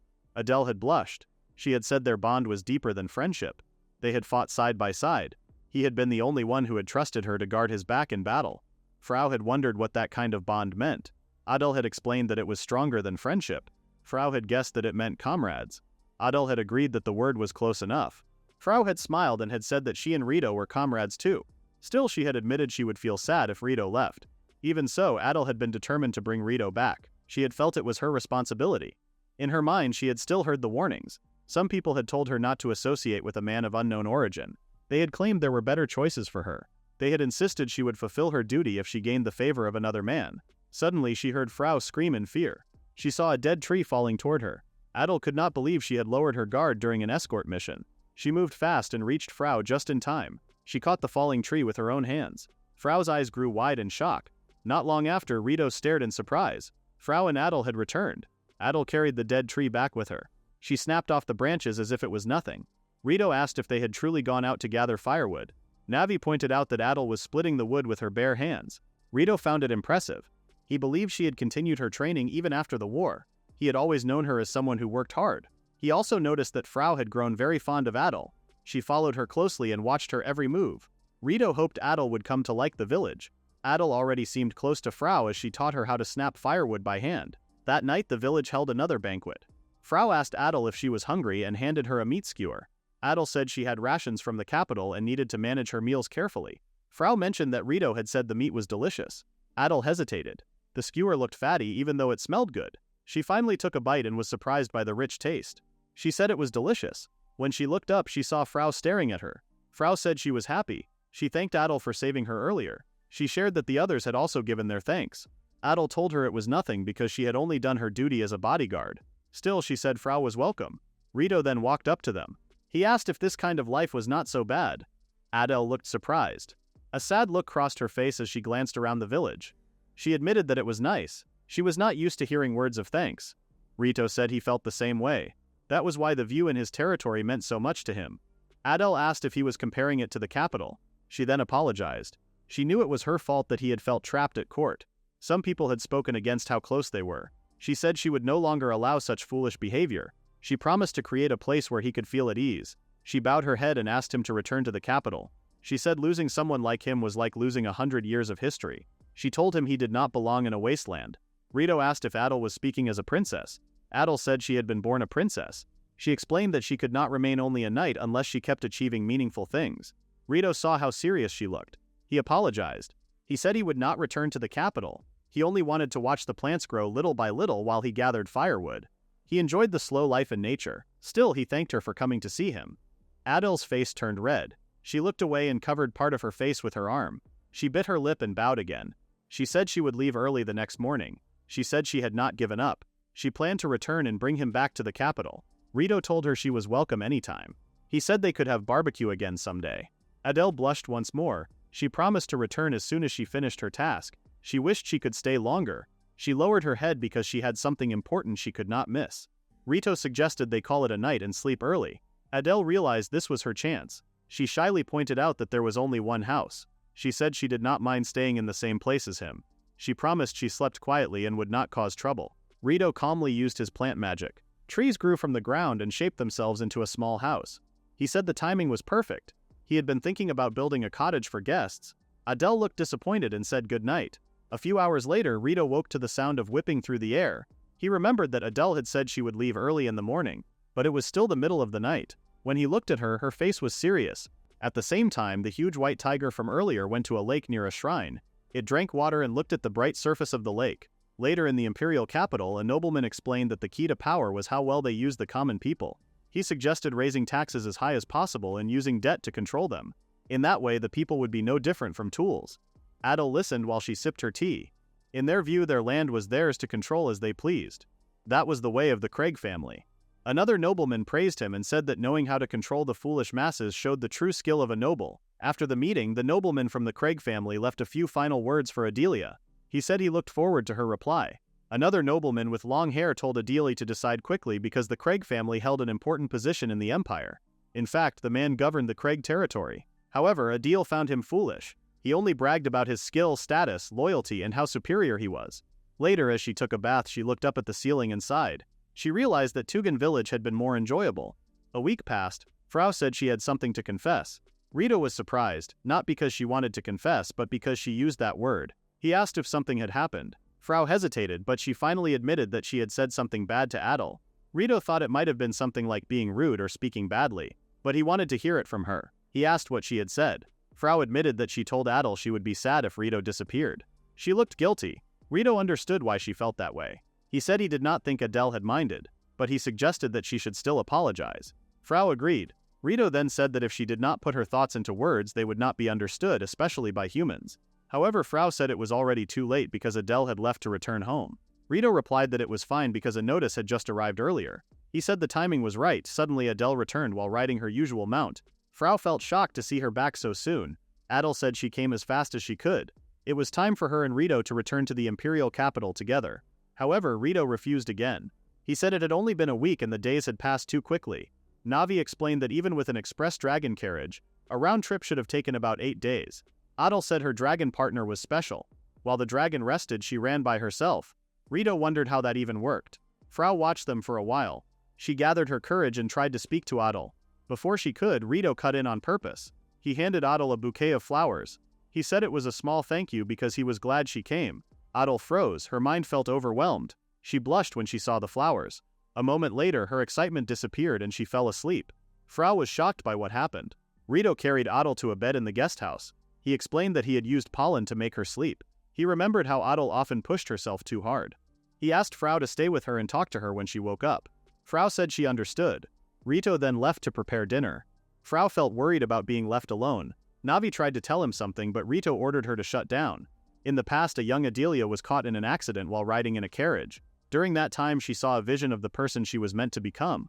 A mage appeared before her, surrounded by flames. After that day, Adelia trained with great effort. She ran many laps while others laughed at her. She ate as much protein as she could. She practiced sword fighting every day. She trained her body to grow stronger. Later, she took the Imperial Knights entrance examination and passed with high marks. She became the first princess in history to join the Knights. She was told to live in a way that honored her title. During one of her missions, Adel told the villagers not to worry because she would protect them no matter what. The villagers said that monsters never came to a remote village like theirs. They also could not believe that a woman was part of the Knight Order. They questioned her and said someone like her could not protect the village. The noble women called her a tomboy. The noble men still thought her face looked nice and offered to take care of her. One person treated her differently. It was Rito. During his mission as a hero, he told her to leave things to him. He knew she always tried to act strong, but he believed she was stronger than anyone else. Later, Adele's older brother asked how long she planned to keep pretending to be a knight now that the war was over. He believed she had already done enough. Even if it was only a small knight order, he arranged for her to become the honorary captain. Adele asked what he meant. Her brother said a good marriage proposal had arrived. He explained that it was time to use her reputation as a princess. In the present, Adele woke up and quickly sat up in bed. The sun was still high in the sky. She looked beside her and saw flowers that were used to help with tiredness. She understood that Rito had placed them there to be thoughtful. It meant he wanted her to rest. Still, she could not relax and decided to train. She did curls on the bed, push-ups on the floor, and held an invisible chair pose for some time. After that, she went outside to continue training. While she trained, she gathered firewood. Winter was coming soon, and having extra wood would help. It also made good training. Deep down, she knew she was avoiding something. She had run away, and that did not suit a knight. Even so, she thought there would be no real problem if she did not return to the imperial capital. The truth was that she did not want to go back, and that hurt her the most. She suddenly felt that a beast was nearby. It felt like it was watching her. A moment later, the feeling disappeared. She thought it was just her imagination. Frau caught up to her and asked if she was feeling better. Adel remembered that her name was Frau. Frau said that Adel had just woken up. Adel bent her arms and said she was completely fine. Frau felt relieved. Then her face turned serious, like she wanted to say something but was unsure. Adel understood what Frau was thinking. She told her not to worry because she did not plan to take Riet back with her this time. She said she enjoyed her time in the village and that was why she came back. She even thought about living there. Frau became confused and did not understand what was happening. The ground suddenly shook. In the direction of the village, Adel saw the light from Rito's magic. She realized something was wrong. She apologized to Frau and ran ahead. Frau's expression hardened as she finally made up her mind. Back in the village, the angry white tiger returned and destroyed Ryoto's house. Ryoto saw that it had grown stronger than before. He wondered where its new power came from. Navi studied the monster and confirmed that its magic had increased since the last time. Ryoto could not understand why the tiger was attacking the village when they were not grilling meat this time. He did not have any seeds strong enough to trap it in its current state. The only seeds he had were meant to kill. He asked the flowerkin if there was any Matatabi liquor left. The flowerkin shook their heads. Rito could not understand their language well, but he realized there was none left. Then Navi said there was a water shortage. She explained that even the Matatabi liquor supply had been used to make berry liquor for shipping. When Rito heard this, he realized it was his fault. At that moment, Adele appeared and called out to Rito. She said she would help him right away. She held her sword ready to fight. Rito warned her not to kill the monster. He told her to help the flowerkin retreat first. If the fight continued like this, they would be in danger and grow too tired to keep fighting. Adele picked up a stone and threw it at the white tiger. The stone passed through its face. The monster turned toward where the stone came from. Adele then used her speed to grab the flowerkin standing in front of the monster. The white tiger tried to react, but she was faster. She placed the flowerkin in a safe spot and moved back to rescue the others. She saw that the white tiger was a high-level monster. Compared to enemies she had faced before, this one was not a big threat to her. But then she felt dizzy. Her body shook, and she fell to the ground. She could not believe she had become this weak at such an important moment. Running away for so long had finally caught up to her. The white tiger saw that she could not defend herself and moved in to kill her. Adel tried to stand and protect herself, but she could not move. Before the monster could attack, Frau appeared holding a bucket. Adel was shocked to see her. Frau threw the liquid in the bucket at the white tiger's face. The monster began to act strangely. Rito was surprised. Navi said there should not have been any Matabi liquor left. Still, whatever was in the bucket was working against the white tiger. Adele told Frau to run away and said she would be fine, but Frau refused. She stood in front of Adele and protected her. It was now her turn to protect Adele. Adele froze. She suddenly remembered the carriage accident from long ago. She had cried loudly while kneeling on the ground. A woman with a pointed hat had saved her, but she was annoyed by how loudly Adele cried. The woman raised her voice and told her to stop. That made Adele calm down a little. The woman then knelt down to look into her eyes. She told Adele that if she wanted to protect someone in the future, it would be her turn next time. So she did not have time to cry. After saying that, the woman left with her disciple. She told him not to slack off. The disciple said he would hold back the monster nearby. The woman told him not to talk back.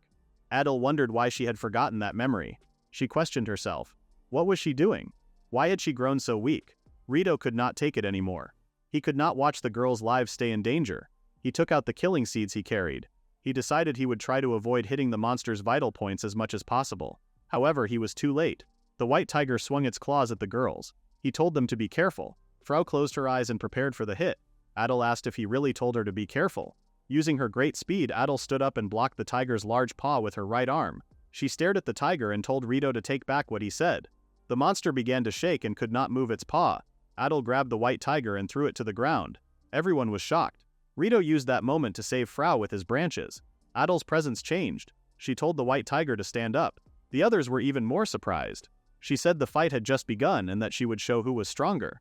The white tiger stood up again, and they started trading blows.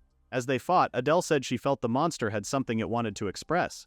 She believed they could settle it through the fight until the monster was satisfied. While fighting, Adele remembered the things people used to say about her. Because she was a princess, they thought she was only pretending to be a knight. They called her weak because she was a woman.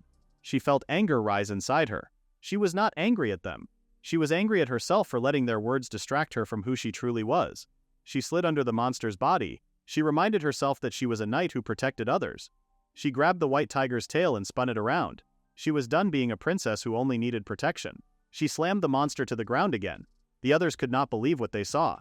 Rito smiled. He had said the tiger was dangerous, but in close combat no one could defeat Adele. She was stronger than anyone there. Adele stood beside the unconscious white tiger, victorious. After the fight, the flowerkin carried the white tiger outside the village. Frau walked up to Adele and bowed in apology. Adele felt confused. Frau explained that she had thought Adele would take Ritu away, so she acted cold toward her. Adele did not remember anything about that. Still, Frau said that if Ritu wanted to return with Adele, she would accept it. She said she and the flowerkin had already gained so much from Ritu. Now it was their turn to do their best on their own. Adele told Frau that the village was a good place. She believed Rito belonged there. She saw that he smiled more honestly than he did in the imperial capital. If he could live that way, she felt happy for him. She then asked Frau to take care of Rito and Tugan village from now on. Frau was surprised. Adele also asked if she could visit sometimes. Frau agreed and said she would welcome her. Adele asked her to stop speaking so formally and to call her by her name instead. She reminded Frau that they had fought together in the past. Frau still sounded like she needed time to adjust, but she agreed. Adele then thought they still needed more practice getting used to each other. As Ryota watched them, he expected this result because he knew Adele's personality. Since everything was settled, he said it was time to eat dinner before cleaning up. He proudly shared that he had used his special homemade seasoning again. However, the pot he had moved earlier was gone. Frau suddenly looked uneasy. The liquid she had thrown at the white tiger was actually the soup Rito had cooked. Rito remembered the monster screaming after tasting the soup. He wondered if it had really been that bad. No one answered him. Navi stepped in and explained. She said her master's habit of making new seasonings was not a problem. However, she asked him not to serve them to other people again. The next morning, Frau told Adel to stay safe on her trip. Adel thanked her for everything. She smiled and called out to Rito. She reminded him that she would not return to the imperial capital without him. Rito refused again. Adel lowered her head. She formally thanked him for helping the Romancia Empire during the 100-year war against the demons. She also apologized for her rude behavior in Tugan village. She said she understood that he could not be happy in the imperial capital and that coming to the village herself had been selfish. She believed her actions came from her weakness and lack of experience. Even so, she did not want to leave without saying goodbye properly. Rito noticed the sadness on her face and apologized. Adel said she understood what had happened back then. For now, she decided to go her own way. She chose to walk her own path this time. She wished that luck would stay with him in battle one last time. Rito thanked her and told her to visit if she ever felt tired. He said she was always welcome in his village. When she heard that, Adele could not keep her composure. She cried openly. She called Rito's name again and again as if she did not want to leave him. She promised that she would come back to visit many times. After that, Adele said goodbye with swollen eyes from crying. She felt rushed. Rito saw that she had chosen to keep fighting. She was now ready to face things she could not face before. He knew she was strong. However, he also decided he would not run away anymore. It was his duty to protect the village. The tiger and the water shortage were problems he needed to solve quickly. He looked toward the mountains and felt that something was really there. He noticed that Frau was still staring in the direction where Adel had gone. There was curiosity in her eyes. Rito asked if she wanted to see the outside world. Frau became flustered when she heard the question and spoke to him in a very formal way, calling him Lord. He asked what she truly thought.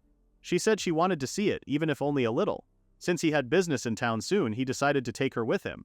Meanwhile, in the Romancia Empire, Julian Craig received a message from Adel while he was exercising his arms on his throne-like chair. He believed she had accepted his marriage proposal. He could not believe she had made him wait so long. But his aide's eyes widened as he read the letter. He read the summary out loud. Adel had refused the proposal. Julian froze in confusion.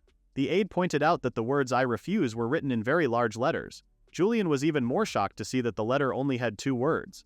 As for Adele, she rested with her dragon somewhere while watching the sunrise. She stretched her arms and felt refreshed at last. Sometime later, Rito planted more springberries, red berries, and blackberries. He also planted crops that did not need much water, such as potatoes, turnips, and grapes. He planted them near the guest cottage. This time, he planted something new. Navi watched from behind as he planted the strange seedling that had grown from the unknown seed. It had grown fast, changing from a seed to a sprout and then into a seedling. It seemed ready to be placed in the ground.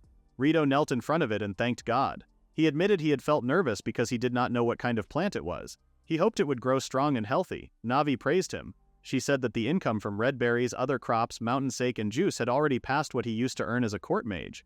The village had started well. They had received many blessings. The only serious problem was the lack of water. It had not rained once since Rito arrived. That was not normal. The mysterious seedling grew very fast, so he moved up the time to plant it in the ground. For now, he needed to fix the water problem as soon as possible. To do that, he had to go to town to buy supplies and check the area around them. Before leaving for town, Frau went to her mother. She wore a hood to hide the flower on her head. Her mother told her to be careful. Frau assured her that she would be fine and said goodbye. She then went outside and called to Rito. She apologized for making him wait. Rito said it was fine because he had just finished preparing as well. He suggested they walk to the meeting place with the transport guild.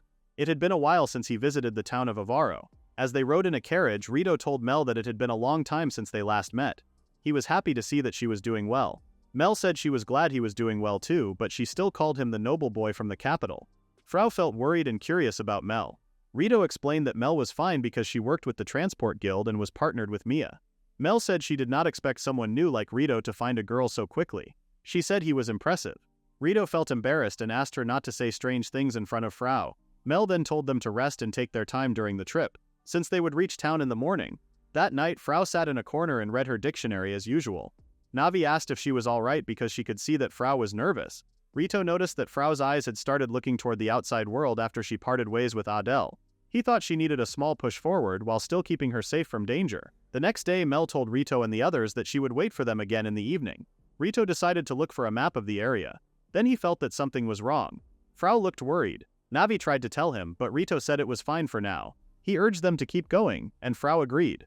The group visited a flower shop. Frau admired the flowers. Rito was surprised to see so many kinds. He noticed one called Fralens. He said it had a wonderful smell and was often used instead of perfume. He talked about more flowers and taught Frau about them. The shop owner was impressed by how much Rito knew. He offered to show them the flowers in the back. Rito was amazed. Some were flowers he had never seen before. The shopkeeper said some of them could not grow inside the city. Rito asked the name of one flower. The old man said it was called Hado Togisu. Frau watched as Rito excitedly learned about the plants and flowers. She giggled quietly. Rito asked if she felt a bit more relaxed. He said this world was not made up of only bad people. He added that he had only remembered that recently. Frau smiled and agreed. The shopkeeper smiled at their conversation. Frau then pointed to a flower that glowed at night. Rito immediately bought it. After that, Rito bought Frau a sling bag for her books. Frau asked worriedly if it was okay for her to take it. Rito said it was a thank you for coming shopping with him. Frau thanked him and promised to treasure it. As they walked down the street, Rito said it was almost time for their appointment. Some persistent people were following them. Navi confirmed it was the same people who had been tailing them since they arrived in town. Rito asked if there was a side path nearby. Navi quickly scanned the area and told him to turn right in 300 meters, then left after 50 meters. Rito tapped Frau and said they would run. The two ran as fast as they could in the direction Navi gave. The pursuers chased them but soon reached a dead end. They were confused when Rito and Frau suddenly disappeared. Then plants grew from the ground and formed a net. From the top of a nearby building, Rito asked who had been following them since that morning. At first he thought it was strangers, but on closer look it was Manma and another girl. Rito asked who the girl was. Later Mia apologized to Rito. She introduced the girl as Diaz, a member of the art guild Goddess's Paintbrush. Mia said she was close to Diaz and assured Rito that Diaz kept secrets well. Mia explained she asked Diaz to have an artist draw the bottle labels. Diaz said she would not decide until she could see the model's face in real life. Mama, she added, was just keeping a close watch. Suddenly, Diaz said she would draw the label. Mia was happy to hear that but wanted Frau to remove her hood. Rito was cautious and said he could not remove it. Diaz reminded him that they had agreed the portrait would be done in flowerfolk style with flowers. She said she would not draw the label if the hood stayed on. Frau did not hesitate to take off her hood. She said she could tell that Diaz was a friend of the cat girl's. She also noticed the smell of flowers on her. Frau did not think Diaz was a bad person. Diaz froze for a moment, staring at Frau in awe.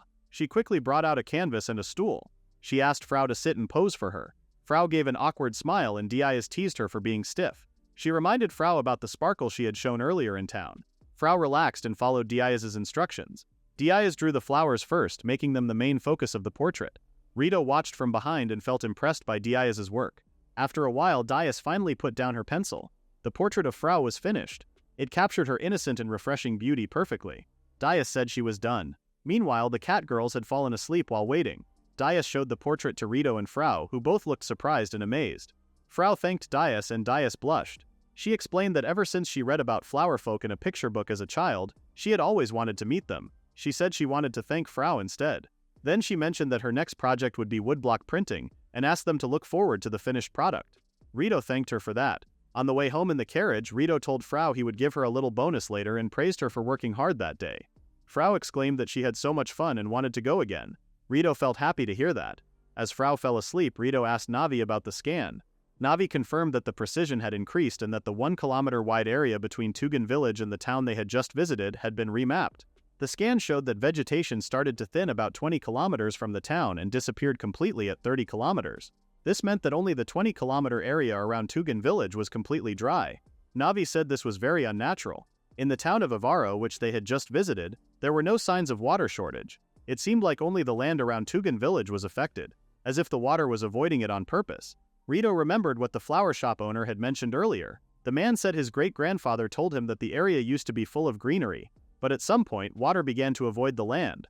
Rito thought carefully about this. Navi then confirmed that a sea lay about 30 kilometers west of Tugan village. Rito said that even with his magic, that distance was too far to reach. For now, he suggested they stock up on everything they might need and plan every possible countermeasure they could think of. A month later in the imperial capital, people bought a lot of wine from Mia's shop. Not only the bottles with Frau's portrait, but also the bonus labels featuring Mia and Manma sleeping became popular. Mia celebrated loudly as she earned a lot of money. She realized she could make even more if she released more label designs. She thanked Rito for the idea of label marketing. An old man customer noticed the wine and overheard her celebration. He told his aide to investigate the cat girl. Meanwhile, in a private meeting in the imperial capital, several men talked about how it had been half a year since Rito had left. There had been no strange activity during that time. An older member asked if they still had no clue where Rito had gone. A bald man with a scar on the right side of his face said that Rito had escaped their surveillance early on. Another member said they had expected that. They explained that Rito was not a man driven by greed and that he hated standing out. People who chased money or fame were easy to control, but Rito was different. They described him as unsettling. One of them quietly sipped wine and suggested they should leave Rito alone. The Empire had already won the Great War, so they no longer needed heroes. As long as someone like him stayed quiet, that was enough. The others then wondered what to do with Rito's research results. Since his work was only about plants, no one cared about it. One member let out a quiet sigh. He only wished that the rebellious princess would act more normally. At the same time, near the library halls, young imperial knights gossiped about that same princess. They called her the Muscle Princess and talked about how she had recently rushed into the guild district. They thought her frustration had grown after the war ended. However, they wondered why she had gone to the guild district of all places. Many believed it had something to do with the missing hero. They had heard that she had been searching everywhere for him. Inside the library, Abel walked between the bookshelves with careful steps, holding a lamp in her hand. Her long hair moved as she turned. She looked happy. The reason was simple. Rito had asked her for help. He had asked her to find information he could not get himself. Abel did not usually visit the library, but this time would be special. The library had been neglected, and dust covered many surfaces. Soon she found the purchase records of someone named Abigail Collector. Most of the magic items kept in the locked archive had been bought by this person.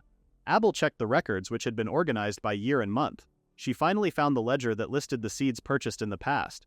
As she read the entries, her eyes widened in shock. She could not believe what she had just seen. A week later, Rito stood in the middle of a dry wasteland and complained that there was still no water. It had been a month since he had gone to town. He had tried many ways to fix the water problem. He had collected morning dew and even performed a ritual to pray for rain, but nothing had worked. He knew they could not survive without water. He continued to complain as he stood in front of the mysterious seedling. Adele arrived carrying food. She reminded him that it was already summer and said he also needed to rest. She served chicken soup and chicken ham. Rito had not noticed that it was already noon. He thanked her for handling things while she was supposed to be on break. Adele said it was fine because it was also time for her to regain her strength by eating protein. Rito said the food tasted very good. Adele looked pleased. He had always known that her chicken dishes tasted great. However, he had never seen her cook anything other than chicken. After that, Adele brought up the research topic that Rito had asked her to check. Rito stopped eating and looked excited. He asked if she had found anything. Adele knelt in front of the mysterious tree and said he was right to think the information was in the Imperial Library. She then began scanning the tree. At that moment they heard a loud roar nearby. Frau ran in and announced that the white tiger had returned. Rito could not believe it had come back to attack after not showing up since Adele had thrown it to the ground before. He decided he would not let the monster do whatever it wanted again. This time he had already prepared special seeds to capture large monsters. Navi apologized because she had not been able to sense the white tiger. Adele stood up and told everyone to wait. She calmly walked toward the white tiger and tried to understand what it wanted. The two stared at each other in silence. The others held their breath.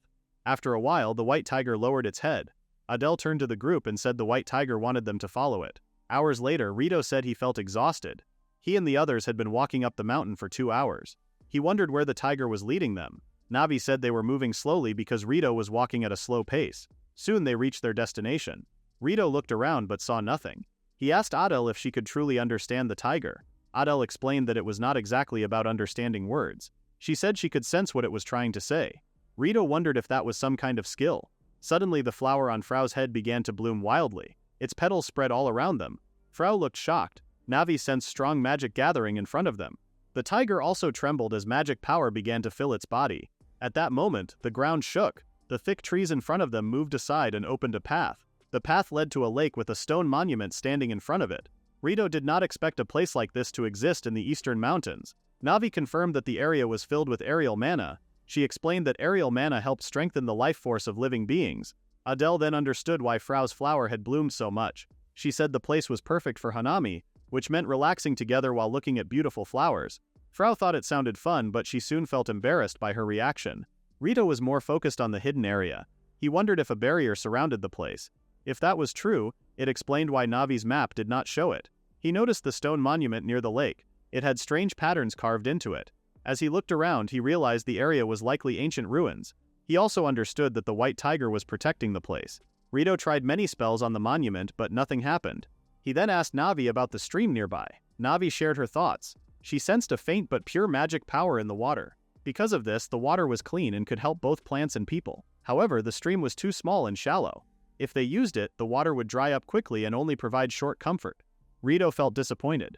Navi also explained that even with her master's power, controlling and guiding the water would be difficult. In the end, it would not solve Tugan Village's water problem. Rito understood this. He then asked if she had learned anything about the monument. The pattern on it felt familiar to him. Navi said it was not in her records. She warned that if it was a monster dungeon, activating it without care would be dangerous. Rito believed he could handle a dungeon. He was ready to try anything. As the sun began to set, he suggested they return home.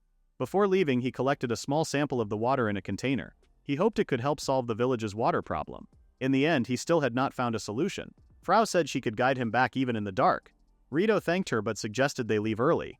Adele and the white tiger seemed to continue communicating with each other. Later, the village held a welcoming party for their new companion. The flower folk gathered around the white tiger. They gave it meat, and the monster let out a happy roar. The flower folk cheered in response. Rito saw that the feline monster was just a big cat after all. He still thought it was impressive. He wondered if Adele would give it a name. Adele decided to call the white tiger Nushi because it was the guardian of the forest. She felt as if it wanted her to choose the name, though she worried it might be too bold of her to do so. Rito thought the name was simple and good, just like Adele. He greeted Nushi, and everyone cheered again. Nushi then licked Rito with its huge tongue and covered him in saliva. The celebration continued. Navi said that the village had become lively again. Rito agreed as he sat beside the mysterious tree. Soon Manma and Mia joined the festivities. As the village chief, Rito felt happy watching everyone laugh and enjoy themselves. After a few minutes, Navi noticed that her master had gone quiet and looked serious. She asked if he was thinking about the water problem again. Rito said yes and wondered what he should do next. Navi did not have an answer. Adele then walked over and asked if he had time to talk. She said this was about the research she had mentioned earlier. Rito had almost forgotten about it. He quickly asked if she had learned something about the mysterious tree. Adele hesitated and began to sweat. Rito looked at her with excitement and hope. Adele then said that she believed the mysterious tree was the world tree, also known as Yggdrasil. Rito was shocked when he heard the information. He could not believe that the mysterious tree was the world tree. He stood still and stared in disbelief. Adele said it might be true even though she had only heard about it in fairy tales. Long ago, the world tree stood at the center of the world. Spirits sang and danced in the sky. They brought clean wind and water to everyone. All living things were filled with mana, and people lived in peace and comfort. Then one day, the world tree disappeared. Over time, the mana in the air grew thin. The world began to weaken. The spirits vanished. After that, only conflict and suffering remained. That was the legend Adele knew. In this age, she had thought it was just a fairy tale told only to the imperial family. But the details Rito shared matched the story. The seed had been silver and glowed with a bluish-white light. The sprout had been covered in 7 colors of light. Adele said it fit the legend perfectly. Still, Rito remembered that the seed had sprouted as a monocot. From what he knew, Yggdrasil was a dicot. The tree did not look like a monocot now. Adele said that kind of change should be impossible for a normal plant. Rito began to think the mysterious tree was copying something. There was more. A court mage named Abigail Collector had bought large amounts of strange goods from different countries. The records showed that this person had bought world tree seeds in the 248th imperial year. Later, the records were treated as useless and stored away with other old files. All of this evidence overwhelmed Rito. Adele grew excited and praised him. She said that if the tree kept growing in Tugan village, a new world tree would soon be born. She believed it would be the first in 1,000 years. Instead of feeling proud, Rito panicked. What began as simple curiosity had turned into something far beyond his control. The tree stood out too much. Then he realized another problem. If the water shortage was not solved soon, the tree would wither before it could fully grow into the world tree. The thought hit him hard, and he fell silent. While the others celebrated, Rito felt like he was breaking down inside. Tugan village already had a strange water shortage. There was also a mysterious stream and an old monument nearby. Now there was the world tree. His mind felt overloaded. He slapped both of his cheeks to calm himself. As the village chief, he told himself he could not think negatively. He called Navi and asked her to study the water from the stream right away. Navi asked if it was fine to do it so late at night. Rito said he needed clues about how to activate the ruins as soon as possible. For now, he could only assume that the ruins near the stream were connected to the strange water shortage. Manma suddenly walked up to him. She looked drunk and leaned against him. Rito smelled strong alcohol from her, but her soft body made it hard to push her away. Even so, he did not have time to deal with her. He told her to leave because he was busy. Manma called him cruel and walked away in an unsteady way. Mia then came over and asked if he was really busy. Rito apologized and said he was only a little busy. Mia seemed like she wanted to tell him something, but she held herself back. Rito told her it was fine and that she could say what she needed to say. Just as Mia was about to speak, Navi warned Rito about danger. She told him to look at Manma. Manma had grabbed a drink to use as a chaser. She was holding a container filled with mana water from the stream. Rito panicked and told her not to drink it. His sudden shout surprised her. In shock, she swung her arm and the container flew toward the world tree's seedling. Rito froze as the water spilled onto it. He could not speak. The mana water had not even been fully checked yet. All he could do was shout in disbelief. The next morning, Frau went to see Rito and asked if he was okay since he had not slept. He sat in front of the world tree with a tired look on his back alone. Dark circles showed under his eyes. He greeted Frau and told her he was fine. He said he was only worried about the world tree, so he stayed to watch it. For now, he felt relieved that it still looked healthy. Still, he knew he would not be able to stop watching it anytime soon. It felt like a long battle that would slowly wear him down. At that moment, Navi appeared and offered to watch over the tree for him. She told him to get some sleep. Rito tried to refuse, but Navi gave him a sharp look. She said he had been thinking too much lately. She reminded him that she had already promised to support him no matter what. She asked if he understood, speaking in a scolding tone. Surprised, Rito said he understood and thanked her. He then asked Frau and the other flowerkin to take care of the fields while he rested. Frau said that working hard was what they always did. While the others worked in the fields, Rito went to his bed. He had just remembered how tired he was from climbing the mountain the day before. Then he recalled that Mia had been about to tell him something. He wondered what it was and hoped he had listened carefully. Soon he fell asleep. At that moment, a smiling little girl appeared beside the world tree's seedling.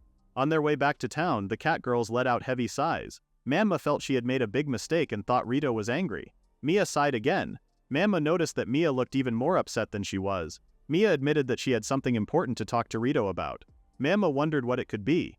4 days earlier, Mia had been enjoying herself in the imperial capital after selling the wine bottles. She celebrated at a nearby cafe because she felt like she had won an economic battle. She believed she would become the biggest merchant in the guild district. While she was there, a man praised her growing business. He introduced himself as a member of the pharmaceutical guild called Maiden's Leaf Cup. Mia felt shocked because Maiden's Leaf Cup was a large and powerful guild. She quickly stood up and greeted him politely in a businesslike way. The man greeted her as well and gave her a gift that Catkin liked. He said he had heard that her products were selling very well, even though she had once been only a spring berry merchant who had suddenly appeared in the district. Mia said she had just been lucky and that it was thanks to major guilds like theirs that signed regular contracts with her. The man said she was being too modest. He then mentioned their current order of 100 boxes and said it might be hard to prepare, but she had been a great help so far. Mia thanked him for their support, but she suddenly froze. She realized he had said 100 boxes, not 100 baskets. The man showed her the order form, which clearly listed boxes. Mia felt shocked because one box held 10 baskets. That meant 100 boxes were equal to 1,000 baskets. It was 10 times more than their usual order. She knew it would be impossible to complete. She apologized and said it had been a busy time and she must have read the order wrong. The man said it was too late to make excuses. He explained that they were already preparing to receive the full order. If she failed to deliver, they would not make another contract with her soon. He reminded her that losing the trust of a major guild would damage her reputation. It would likely become hard for her to continue working in the guild district after such a mistake. He ended by saying they would wait for the delivery in 10 days. Back in the present, Manma felt shocked. She realized it was her fault that Mia missed the chance to talk to Rito. She nervously asked how many days were left before the deadline. Mia looked down and said there were 6 days left, including that day. Manma was surprised and told her to return to Tugan village right away and ask Rito for help. Mia said it was fine. She explained that Rito was only her business partner and she could not keep depending on him. She also believed it would be hard for him to help this time. Tugan village could not produce that many springberries right now. Manma asked if this was because of the water shortage. Mia then forced a smile and said it was fine since she would fix her own mistake. Even so, Manma still felt worried. When she got home, she quickly wrote down everything she remembered about Tugan village before she forgot. Even if she had been sober that night, she knew there was nothing she could do at that moment. She looked at the donuts and the bottle of wine that Mia had given her before they parted. Then she continued working. The next day in Tugan village, Navi told Rito that a visitor was coming. When Rito saw the dragon carriage, he wondered who it was since he did not have any meetings planned. Manma came running in with dirt on her face. Without taking a breath, she apologized for what she did while drunk the other night. She also apologized for causing him trouble again and again. She bowed her head deeply. Rito said the tree was fine, so there was no problem. He asked why she seemed in such a rush. Manma stepped forward and handed Rito her notes. She begged him to help Mia.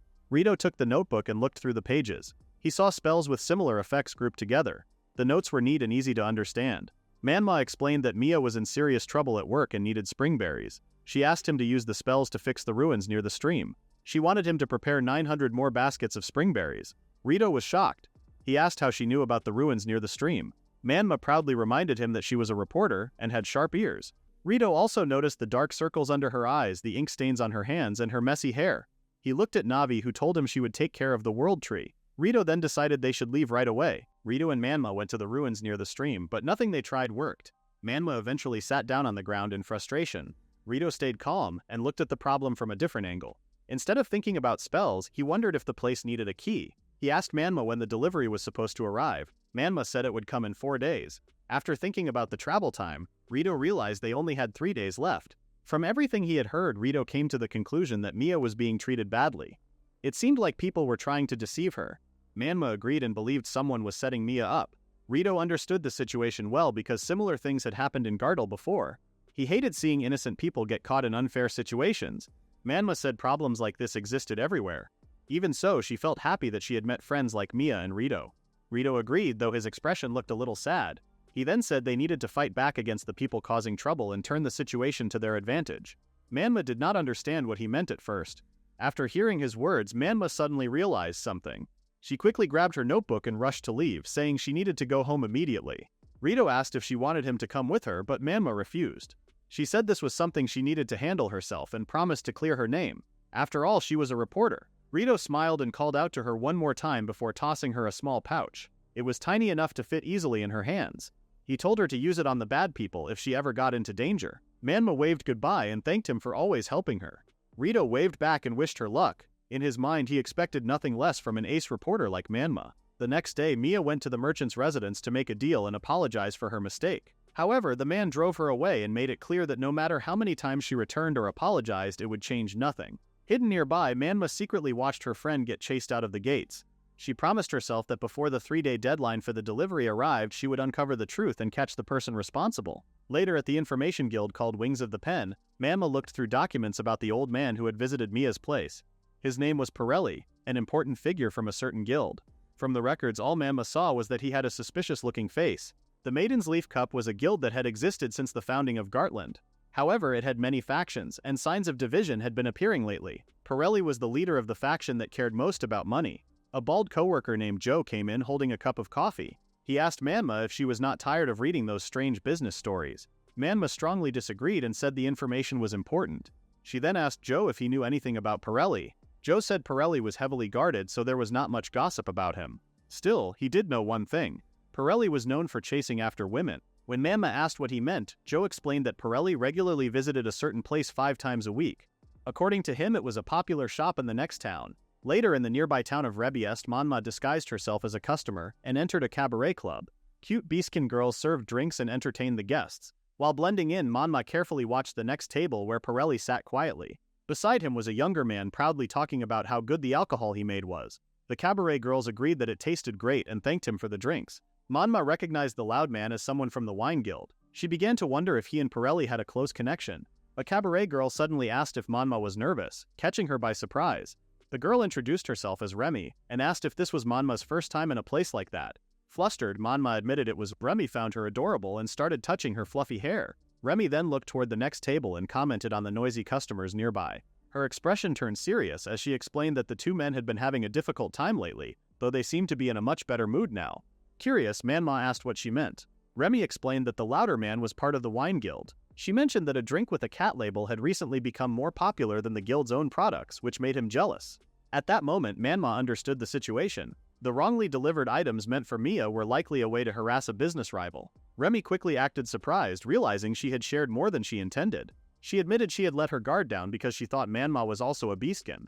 After hearing that, Manma noticed that most of the female workers there were beastkins as well. Without thinking, she touched her left ear hidden beneath her hat. Not long after, Pirelli stepped outside. Manma immediately focused on him and watched as he spoke with a bartender. She had a strong feeling that something suspicious was about to happen.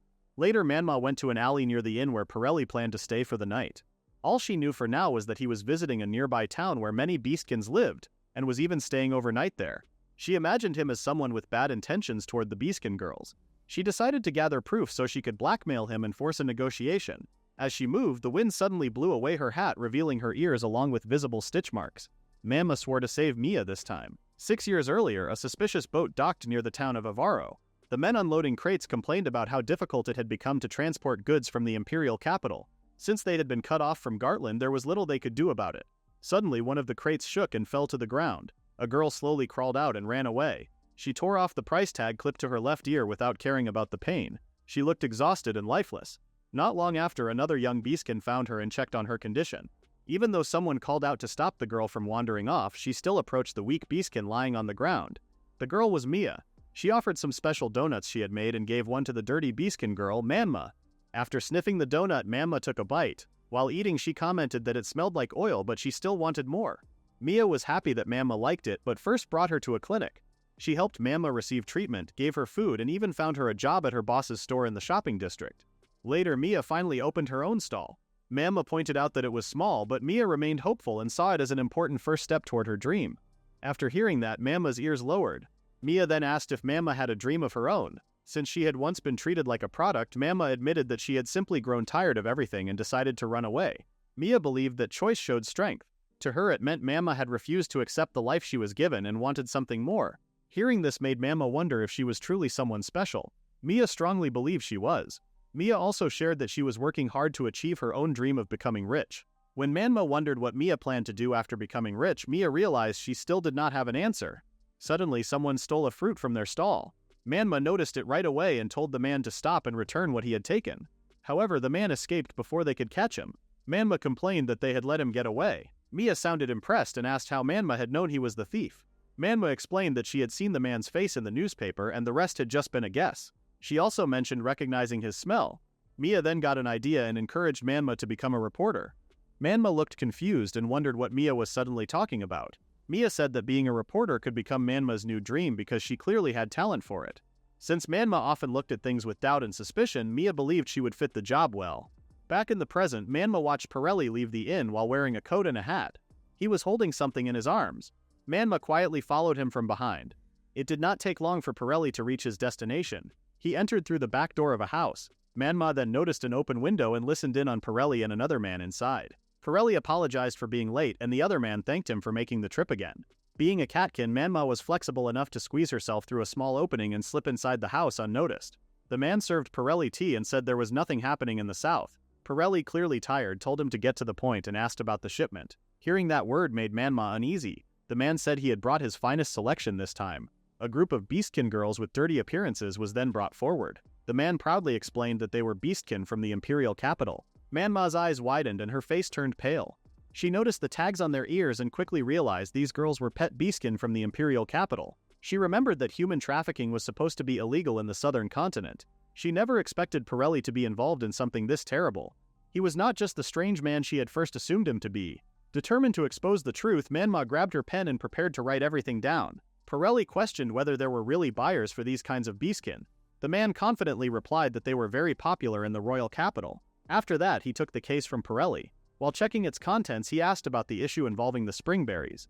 Manma continued listening carefully. Pirelli said he had done everything the man asked. He explained that he had taken as much as he could from the cat girl, and had even gained help from the wine guild. He added that Mia was as good as finished. Although the method was indirect, Pirelli claimed it was still better than the barbaric methods being used in the imperial capital. The man thanked him for the compliment and continued speaking. He explained that it would be troublesome if a new source appeared after they had already crushed the current supplier. Manma could not believe this man was also connected to the spring berries incident. At that moment, she finally understood the truth. Mia had never been the real target. Their true goal was to limit the supply of spring berries. But that made no sense to Manma. Everyone believed the poor harvest had been caused by bad weather. Before she could think further, a man suddenly appeared behind her and caught her by surprise. He asked what she was doing sneaking around. Manma was surprised by the man's appearance. He held a bloodied cleaver used for butchering. She had been too focused on the conversation and failed to notice someone approaching.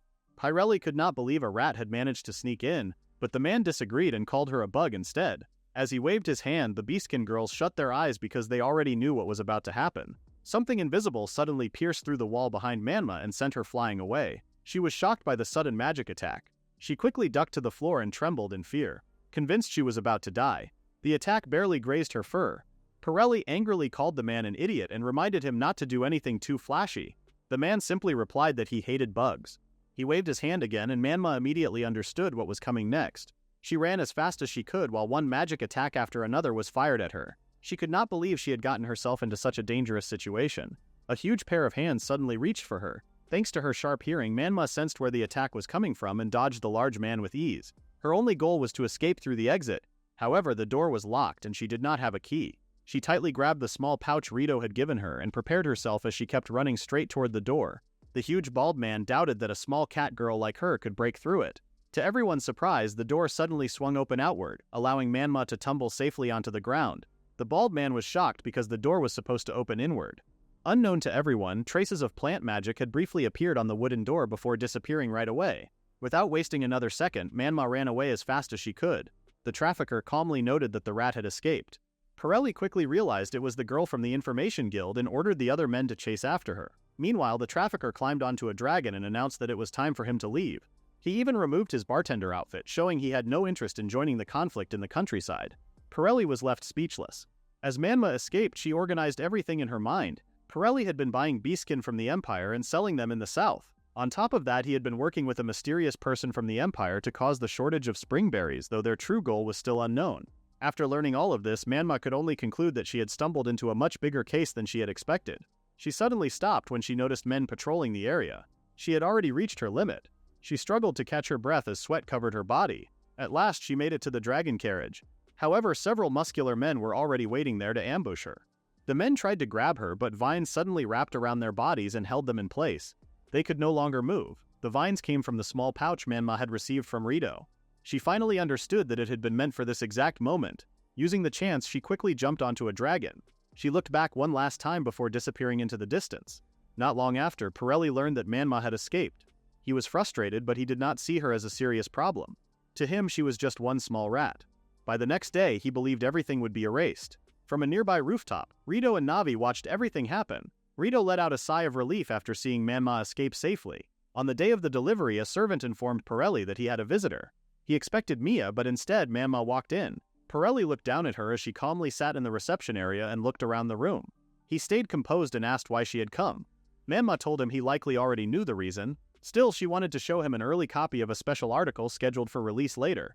The front page revealed information about Pirelli, an executive from a major pharmaceutical guild secretly meeting with a mysterious capitalist from the imperial capital. The article also listed serious crimes linked to him, including human trafficking, market manipulation, involvement in the springberry shortage, and possible spying activities for the Empire. Manma stared directly at him. Pirelli suddenly laughed out loud. He treated the article like a joke and assumed it was some kind of comedy project from her guild. Manma remained calm. She insisted that the Information Guild only reported the truth. Pirelli found it ridiculous that she could say that after publishing what he believed was complete nonsense. Manma then mentioned that the imperial capitalist was rumored to be running a restaurant in a nearby town. At that moment, Pirelli began sweating coldly. The drawing in the article looked exactly like the imperial capitalist. He had expected the arts guild to be skilled, but the accuracy still shocked him. Manma added that an informant had reportedly seen the same man the previous morning boarding a ship heading to the imperial capital. Pirelli became even more nervous. Manma explained that they did not yet have full evidence, but they would gather it soon. She pointed to the employees at the Rabiest and the 3 Beastkin girls he had recently brought in as examples. Pirelli burst into laughter again. He thought the people from the Empire were foolish, but now he believed the people in the South were just as stupid. Feeling confident, he proudly admitted that he had already burned down the shop along with the employees. He claimed not even a speck of dust remained. Manma stayed calm as she explained that he probably did not know what happened because he ran away from the scene too quickly. She told him that the Information Guild had already taken charge of protecting the employees and had managed to stop Pirelli's men. Pirelli was shocked by what he heard. Panic quickly set in as he asked what Manma wanted from him. He knew their conversation would be pointless if she planned to make the information public. The only reason he could think of was that she wanted to make a personal deal. Manma smiled and thanked him for understanding the situation so quickly. She then placed a document on the table and reminded him that contracts in Gartland were absolute. If he signed her contract, all of the articles would be destroyed. Pirelli could not accept those terms. He became angry and accused her of mocking him. He believed he could easily get rid of someone like her with the help of his people. Manma pointed out that this was exactly why he relied on the Empire's power. Even with his large guild and wealth, he could not do much on his own. As a member of the major guild Maiden's Leaf Cup, he should have understood that better than anyone. She reminded him that the Information Guild Wings of the Pen was also a major guild and warned him not to underestimate them. She placed a pen on top of the contract and gave him one final choice. He could either sign the contract or spend the rest of his life in prison. As she tapped the paper, she urged him to decide before she changed her mind. Sweat poured down Pirelli's face as he slowly reached for the pen. The moment he signed the contract, a servant rushed into the room. Sounding completely defeated, Pirelli told him to start packing because they were leaving. But the servant quickly reported that a huge crowd had gathered outside the mansion, along with the law enforcement team. Pirelli rushed to look outside and was shocked to see them gathered at the gates. Furious, he turned to Manma and accused her of tricking him. Manma casually tossed the contract aside and asked if her article had really been destroyed properly. She then remembered that she had left the final draft on her desk. Earlier, Joe had found it and read it. Now he was standing outside with the crowd. She guessed that someone must have stolen her article and claimed it as their own work. She acted as if she found the situation unfair. Then she slowly turned to Pirelli and stuck out her tongue to mock him. Enraged, Pirelli charged at her. Before he could reach her, the law enforcers entered the room and stopped him. They quickly restrained him and calmly asked him to come with them. As he was dragged away, Pirelli shouted that he was an executive of a major guild and insisted that he was being framed. Finally relieved, Manma dropped onto the sofa. At that moment, all she wanted was to eat some donuts. After the commotion, Pirelli's mansion was taken down. A large cloth covered the area, and the mansion was quickly demolished. Mia saw that her shop had been moved to the main street and fully renovated. She was surprised by the new prime location and the changes. She also noticed many new employees, who were girls from a neighboring town involved in beastkin trafficking. She remembered receiving an apology for an incorrect order, but she no longer understood what had really happened. Still, she believed everything had worked out and credited herself for the improvement. Manma apologized to Remy for the recent incident. Remy, who now worked for Mia, said she had not known their previous workplace was involved in dangerous activities. Even though the old job had paid better, they had wanted a change, so she told Manma not to worry. Manma still felt uneasy as she watched the Beastkin girls working together. Mia announced that the shop sign had finally been decided and that she would arrange everything with the Arts Guild right away. Manma checked the new name and was surprised that it was no longer Matatabi Store. Mia said it was time for a change after the renovation. The new name was Voyage again, marking a fresh start toward their dream. Manma thought the name was a bit long for a shop. Mia hugged Manma and felt that this was another step toward becoming rich, believing she was a genius. Manma thought it was just luck, while Mia believed luck was also part of skill and daily actions. Manma agreed. Years earlier, Manma had agreed to become a reporter after Mia suggested it. Manma asked to stay under Mia's care a little longer. Mia agreed, saying there was no need for hesitation between companions. Manma promised to repay her someday, and Mia said she would wait for that day when Manma became successful. Manma published a front-page article about Voyage again. The article focused on the reopening of Mia's Matatabi store on the main street, now renamed Voyage again. It described the shop's cute employees welcoming customers with bright smiles, along with alcohol and crops from Tugan Village. She encouraged readers to visit the store. She also added that the name Voyage again had the same meaning as Matatabi. Manma later shared the article with Rito, wearing a proud expression. Rito was surprised that she managed to trick Pirelli into giving up the land, funds, and old trade routes and even had him arrested. Manma said Pirelli made the first move, so it was simply an eye for an eye. Rito then realized how dangerous Manma could be. Even so, Manma chose to keep the matter of the spring berries and the Imperial spy secret for now. There were still too many unknowns and she did not want to worry Rito. Rito felt relieved that everything had been settled safely. Manma then removed her hat and leaned toward Rito. She said that as a reward for her hard work he could pet her without hesitation. Rito hesitated at first, but then remembered how he had wanted to have a pet cat in his past life. He gave in and enjoyed the soft feeling of her hair, something he had long wanted. As he petted her, Manma said it was also fine to touch the tag marks on her. Rito was surprised to hear this. Manma knew he had noticed them and assured him that they no longer hurt. Riso felt glad that she had moved on from her past.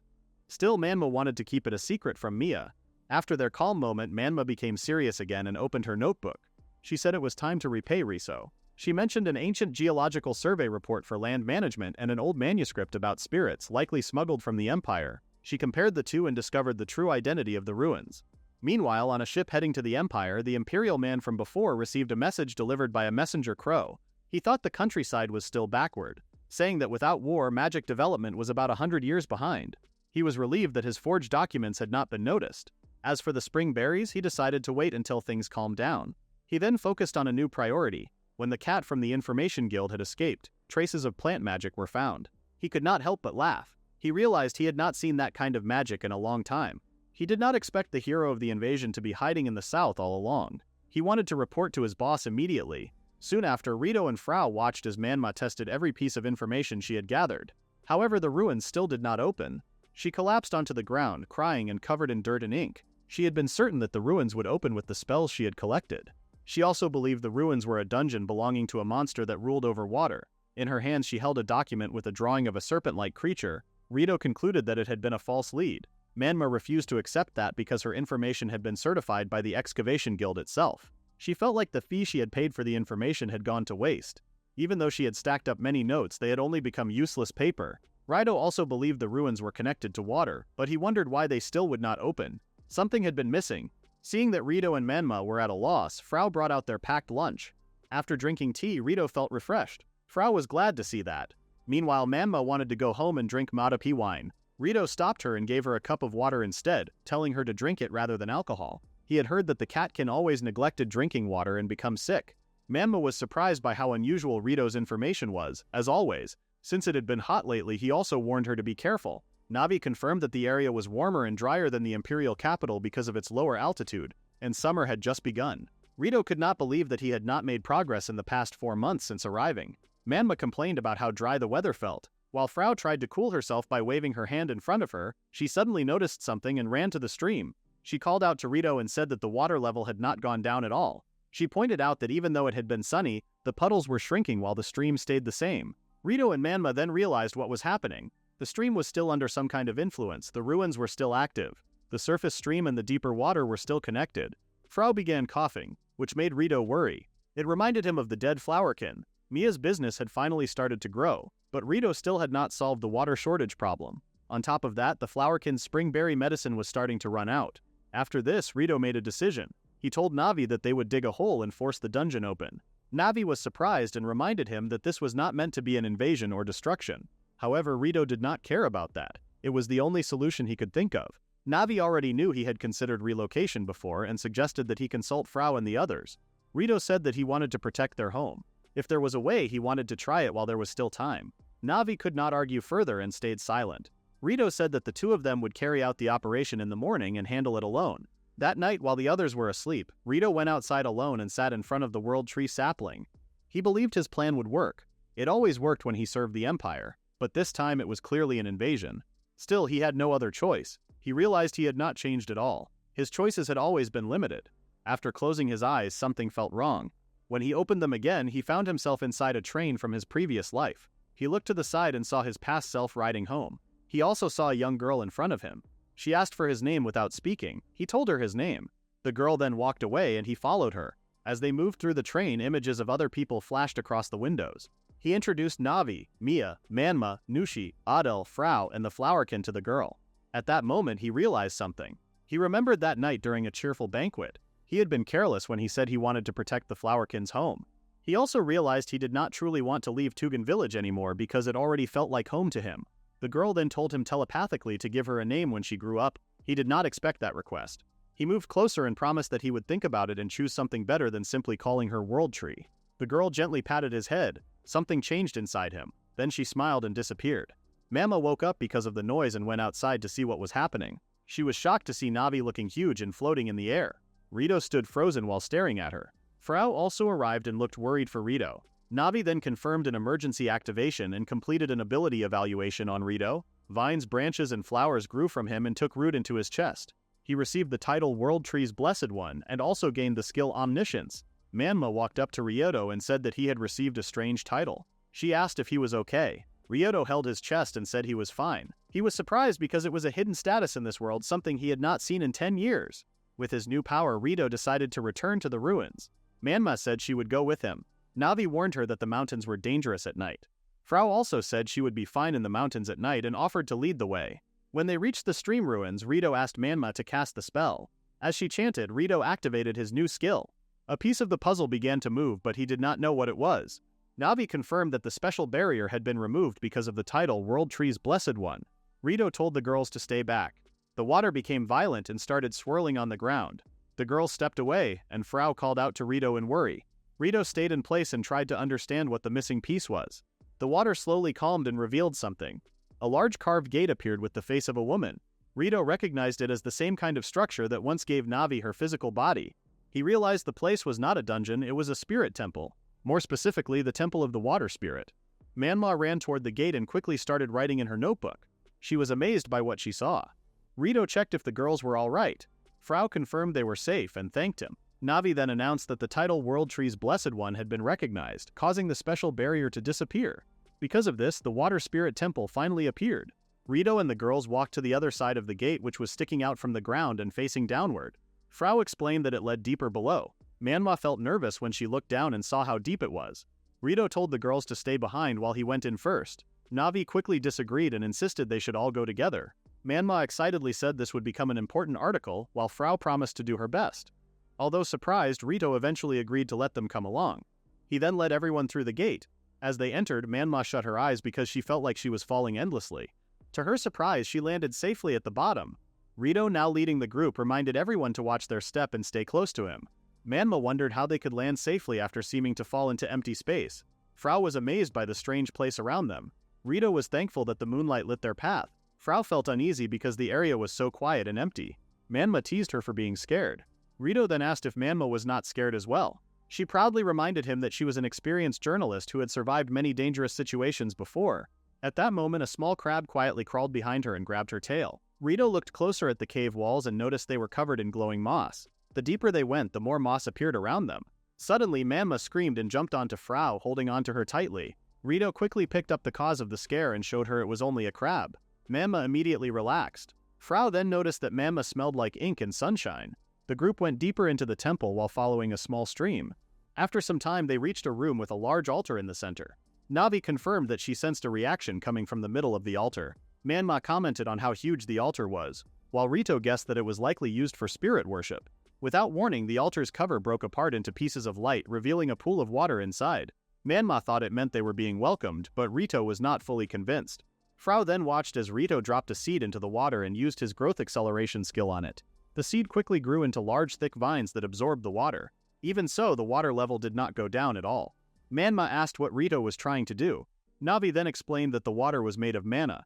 This made Rito realize that no matter how much water the vines absorbed, it would continue to regenerate endlessly. As Manma took notes, he asked Rito what that meant. Rito concluded that the only way to continue forward was to dive into the water themselves. This immediately shocked Manma. Rio then asked Frau if it would hurt her if he plucked the leaves on her head. Frau explained that Flowerkin did not feel pain from that because the leaves were separate from their main bodies. Rio realized this was similar to symbiosis, though he also considered that it could be a form of parasitism. He decided he needed to study it more later. Rio asked Frau if she could give him a few of her leaves. Manma looked confused by what he was asking. Frau said yes, so Rio thanked her and used an enhancement spell on her. The leaves on Frau's head quickly grew bigger. Ryoto picked one leaf and mixed it with some glowing moss. He folded the leaf, placed it in his mouth, and suddenly pushed his head into the water. The girls watching him were shocked by what he did. Manma could not understand what he was trying to do. 5 minutes passed, and the girls started to worry. Ryoto finally lifted his head out of the water, looking completely fine. Navi checked his condition and confirmed that his vital signs were still normal. Rito felt relieved and proudly explained that he had created a tool inspired by the Flowerkin's sunbathing. He called it the grass tank. It could create oxygen even from very weak light, allowing them to breathe underwater. The girls stayed silent after hearing his explanation. Rito noticed their reaction and asked if they did not believe him. Navi sighed and explained that their silence was actually because of his strange naming choice. Frau quickly said it was a great name, while Manma commented that Frau was simply being nice. After removing some of their outer clothing, Rito and Manma each placed a piece of grass in their mouths.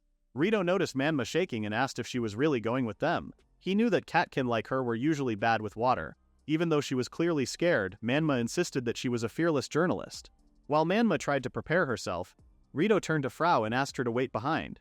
He created a red flower and handed it to her. Rito explained that if the flower wilted and he had not returned, she should go back to the village and deliver a letter to Adele.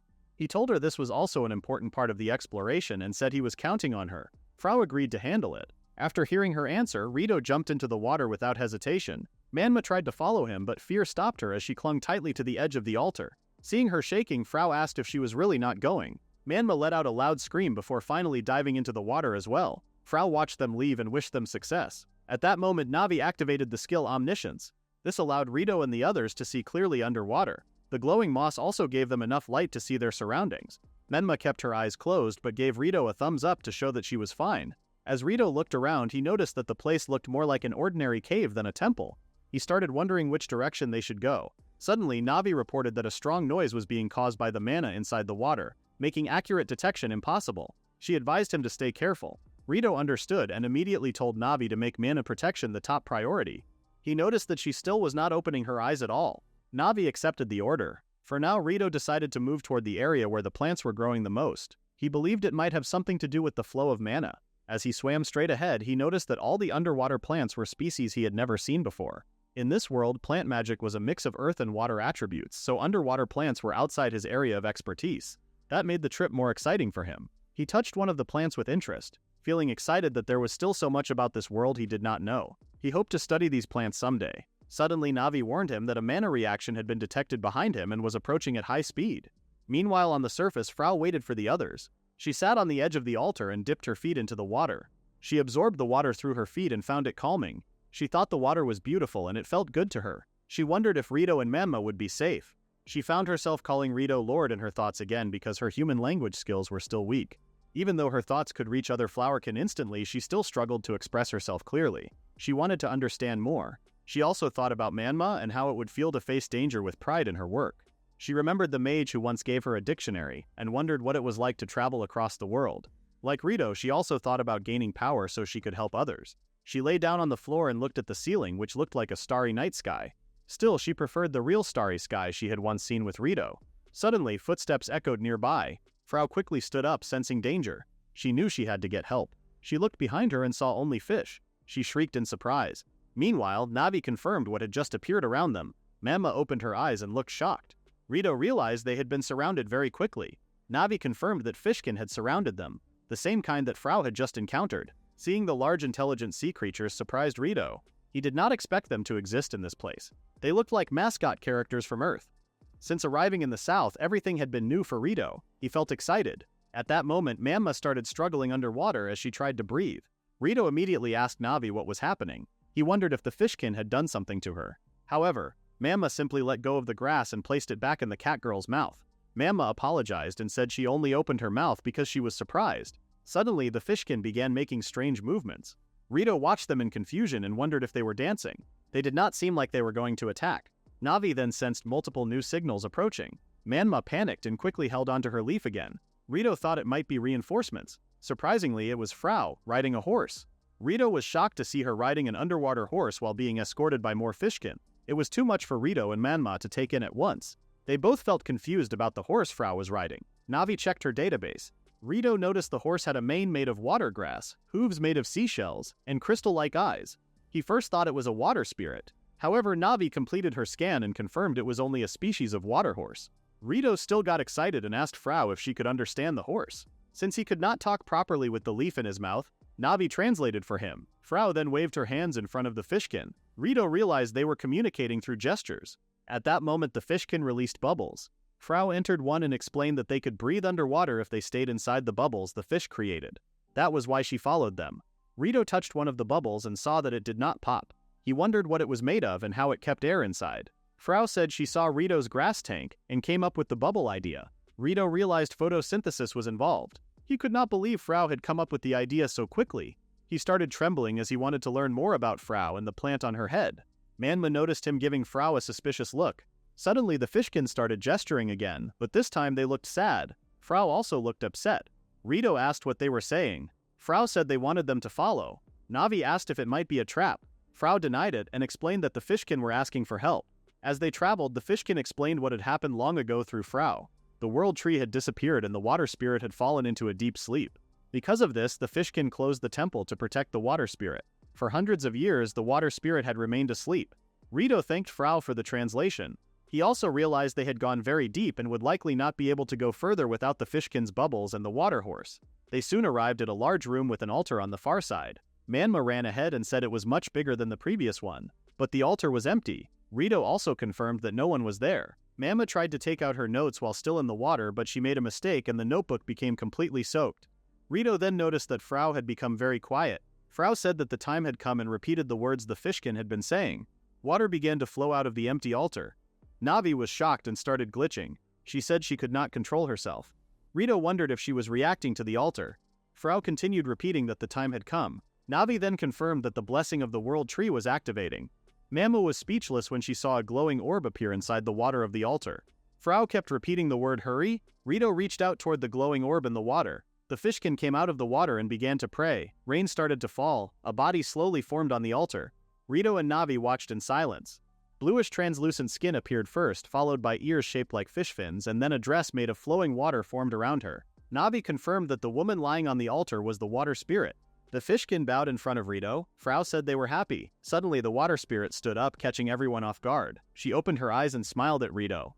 A sudden burst of pressurized water shot toward him. Rito quickly grew thick vines and formed a wall to protect everyone. They managed to hold it off. The water spirit began speaking. She called the children of an arrogant man foolish mustard seeds that should never have grown. She said those who had withered the world tree had no right to disturb her sleep. Rito could see that she was very angry. Even the fishkin became afraid. Rito placed Frau and Manma inside a protective barrier made of thick vines. Then he ran in the opposite direction and asked Navi for support. Blades of pressurized water followed Rito. He dodged them as they sliced through nearby pillars. He knew a single hit could kill him. It had been a long time since he felt danger like this. The fishkin panicked as the water spirit continued speaking coldly. She asked Rito if he planned to destroy the remains of a deeply wounded world. Her anger kept growing with every word. Rito knew that anything he said would not help. He remembered something similar from his past life, and the memory made him feel sick. Navy warned him that his focus was dropping.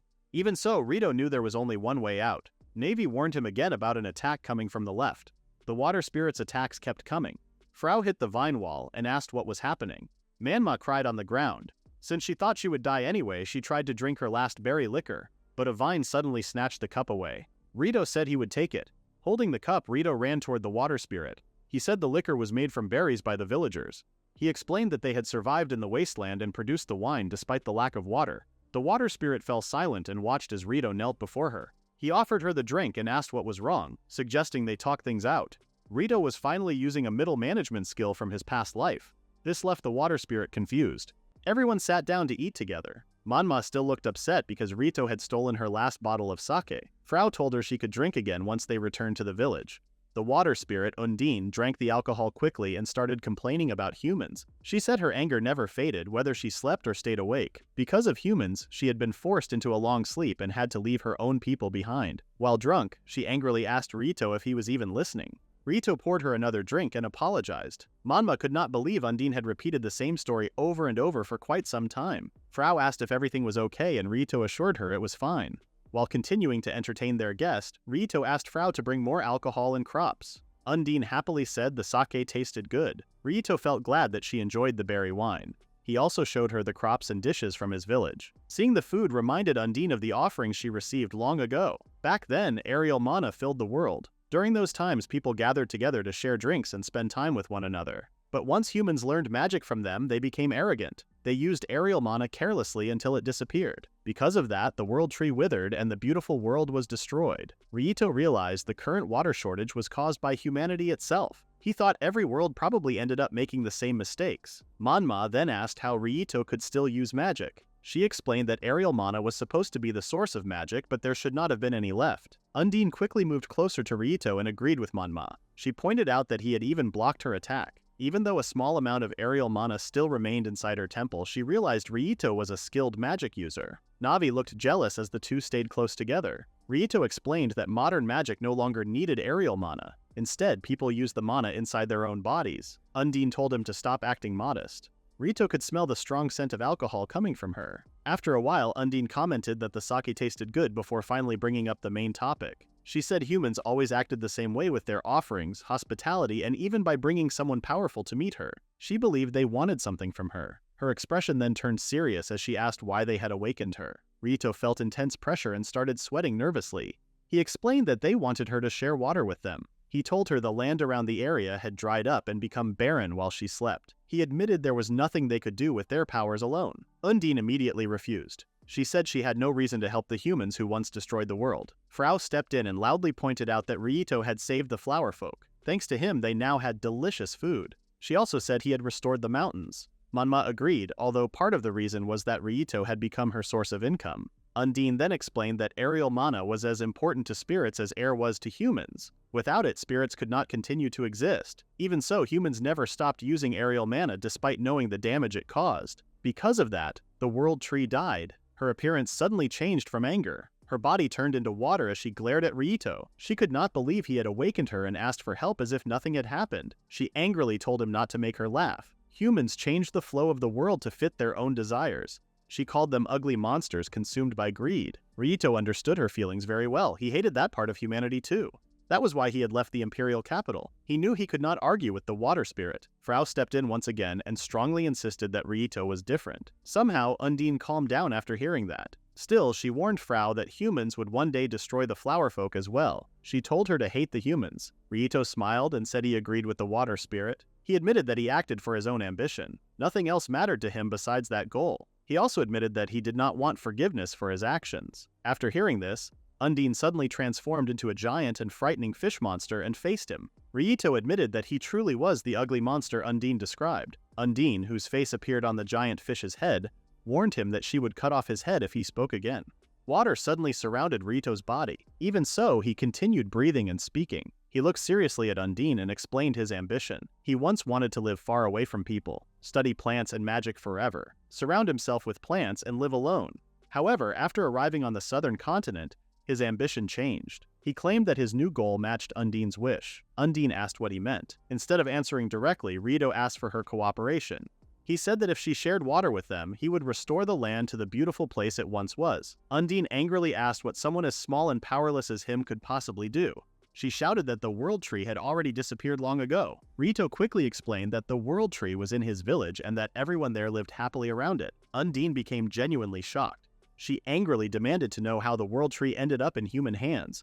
To her, it sounded impossible. Still trapped in the water, Rito admitted that he did not fully understand it either. However, he confidently told her that the world tree was healthy and doing well in the village. Navi then stepped forward to show what happened on their side. She displayed images of the world tree while it was still a seed, being planted in a pot, and later growing into a small sapling that Ryito carefully raised. After seeing those memories, Undine returned to her normal form and finally calmed down. Ryito noticed that the water around him felt warm and filled with sadness. Undine then asked for his name once more. He introduced himself as Ryito Ricardo. In the end, Undine decided to lend him her power one time. Ryito thanked her and said he looked forward to working with her. Frau, Manma, and the fishfolk happily celebrated together. After things had calmed down, Ryito was shocked by what the water spirit told him. Undine confirmed that it would take 100 years for the rivers and springs to fill with her clean water again. For humans, that was only about 3 generations. Ryito asked if there was a way to make it happen faster. Manma quickly suggested that Undine could simply release all the water at once. However, Undine explained that doing that would only damage the ruined mountains even more. Ryito understood right away, but the girls still looked confused. He asked them what they thought would happen if a huge amount of water suddenly flooded the dry land. Frau answered that the trees would grow. Ryito explained that everything would instead end up underwater. He said the land needed plant roots so the water could slowly soak into the ground and help the earth recover. The roots loosened the soil and stored water underground. Nature worked best when things improved slowly over time. If the land could recover within 100 years, that was already good enough. Ryito then told everyone they needed to get moving because he had made a promise. Undine reminded him that humans without aerial mana could not do anything yet. Manma asked what he planned to do. Ryito answered that he already had an idea, but first he needed to ask everyone for help as soon as possible. To restore the wasteland, everyone took action in their own way. Manma focused on research. Mia handled gathering supplies. Frau guided the flower folk. Ryito even asked Nushi for help. A week later, Manma wondered if covering the entire mountain with trees would really work. Mia quickly said they had no choice but to try. Frau confidently said everything would be fine because Ryito was their savior. Manma sipped her sake and commented on how much trust Frau had in Ryito. Frau grabbed Manma's cup and angrily reminded her that the day was important. Outside the shrine, Ryito called for the water spirit. Undine rose from the water while the fishfolk slowly came out from the shrine as well. Undine looked around and confirmed what she already feared. She still could not sense any aerial mana. She could hardly believe this ruined place had once been beautiful. The fishfolk looked unhappy because the stream was too small for them to swim properly. Ryito apologized and promised that they would soon be able to swim freely again. Undine quietly watched them for a moment before turning her attention to the land around her. She believed that if the world tree had truly revived, the world would slowly return to normal, even if someone as small as Ryito did nothing. Still, because of the fine liquor he had offered, she decided to lend him her power one time. She told him to begin. Ryito thanked her and said that was more than enough. He then called out to everyone, telling them it was finally time to fulfill their promise. Undine gathered water in her hands. She admitted that she never expected much from promises anyway. Then she launched a massive sphere of water into the sky, breaking through the clouds. Seconds later, rain filled with pure mana poured down across the land. Seeing the rainfall, Ryito called on Navi for support. Undine continued to watch with doubt in her eyes. Ryito then cast his spell, Growth Acceleration. Trees quickly sprouted around the area. Even after seeing this, Undine still looked disappointed. She mocked Rito's magic, saying it only managed to do this much. Still, it was exactly what she had expected. Suddenly, a loud roar from Nushi echoed through the mountains. This shocked Undine. Rito said it was finally happening. Curious, Undine tapped the water to sense what was going on. She discovered that saplings were beginning to appear all over the mountains. Confused, she asked Ryito what he had done. Without using aerial mana, it should have been impossible to use such large-scale magic across the entire mountain. Ryito explained that it was not his power alone. He had the flower folk like Frau act as relay points for his magic. With his growth acceleration, they received mana and carefully adjusted how each tree grew in real time. If the trees grew too much, they would run out of water. Undine could not believe the flower folk could use magic since they were not supposed to have that ability. Ryito disagreed. He said it was mainly because no one had ever been able to communicate with them properly. As he expected, the flower folk could control plants with great precision, almost as if they were speaking directly to them. Ryito also had Manma search old documents for suitable seeds for the mountains, and he had Mia handle getting those seeds. He asked Nushi to transport supplies and send signals. This was how everyone in Tugan village worked together. Frau then signaled the other flower folk, and they worked together to make the trees grow quickly. Ryito said he could never have done it alone. Navi was surprised to hear her lone wolf master say that. The fishfolk became excited. Undine asked Ryito if this was the land of the past he had promised. She said there was still no aerial mana and no world tree reaching the sky, so they could not fly freely. Even so, the wind felt refreshing and the smell of greenery was pleasant. Undine danced as she laughed. She then eagerly asked Ryito if this was still not the end. Ryito said they were just beginning the real part. At that moment, Navi activated the title Blessed of the World Tree. Undine was shocked to see such a large amount of mana coming from him. Ryito then formally asked the water spirit to lend them her power. Undine now understood why the World Tree had chosen Ryito. Navi then confirmed that the mana reaction from the water spirit was increasing. She confirmed that Undine was transforming. She had turned into a huge sword made of water that pointed down toward the earth. Ryito excitedly said that the groundwork was complete. Undine was the finishing touch as she crashed into the ground. Huge waves of water scattered in all directions from the top of the mountain. Ryito said that by the will of the World Tree, water would circle through the world. The trees and grass moved as if they were alive. The ground shook as water flooded through the mountains. New saplings grew and more grass became lush. The stream of water rushed through the mountains until it reached the bottom, where it formed a river that showed the freshness and life of nature. Mia and Manma, who were watching from the roof of Ryito's house, celebrated. Frau, who was sitting on a tall tree branch, smiled as she watched the water flow. Ushi also watched from a tall cliff. Undine danced around the new river with the fish folk while continuing to release her water. Ryito told her it was enough for now since the village would get flooded too. Undine told him to shut up. She said she knew the land better than anyone and would not forget it. Ryito just smiled as he watched Undine continue. Navi glared at him. Suddenly, Undine told Ryito to head back first because the World Tree was calling for him.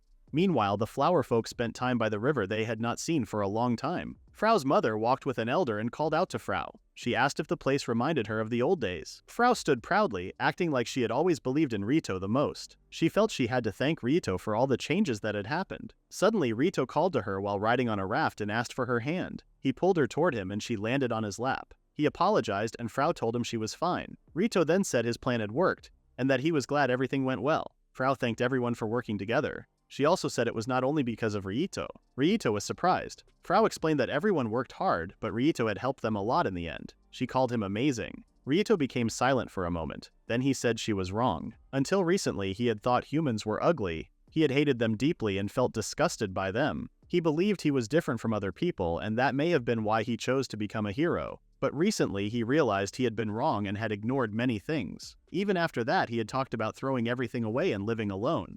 He had even thought about living only with plants, but this made him see that he had been selfish, foolish, and no better than the humans he once hated. He realized he had actually received many things from others, even if he had not noticed it before. Frau said it was hard to understand, but what mattered was that Ryito was a good person. Ryito smiled. He said it was thanks to Frau reaching out to him that he realized he was just an ordinary human. He finally understood himself and felt like he had become Ryito at last. He then asked Frau not to be so formal with him anymore. He wanted her to treat him as one of her companions. Navi interrupted their emotional moment and coldly said there was a waterfall ahead. Ryito panicked and asked angrily why she only said it now when the waterfall was already right in front of them.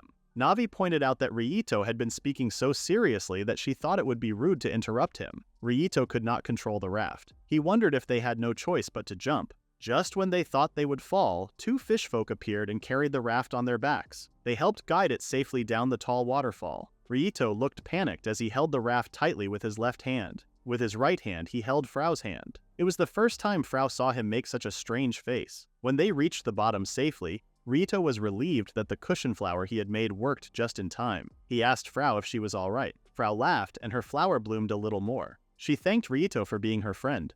Ryito was surprised at first, then laughed and agreed that they were friends. Navi interrupted their moment again and coldly told them they were almost at the village. When they returned home, the cat girls complained that Ryito and Frau had been flirting the whole time. Ryito was happy to see them and said their plan had worked. However, the cat girls said something strange had happened with the World Tree. They said it had grown and was now about 1 meter tall. They pointed to where it was, but at that moment, a little girl appeared and called Ryito her father. After some time, Undine finished pouring out the water. She realized it was more than enough to make her temple the main source of water for the land. She then noticed the fish folk waving a small pouch. She remembered that it contained the water plant seeds Ryito had given her. As she traveled, she scattered the seeds along the way. It had been a long time since she had seen the outside world. She decided it was finally time to leave for Tugan village. Meanwhile, Manma and Mia insisted that a little girl had appeared beside the World Tree. However, no one could be seen. The cat girls searched around the tree, and even Navi confirmed that there were no signs of anyone nearby. Ryito looked at the World Tree and began to suspect something.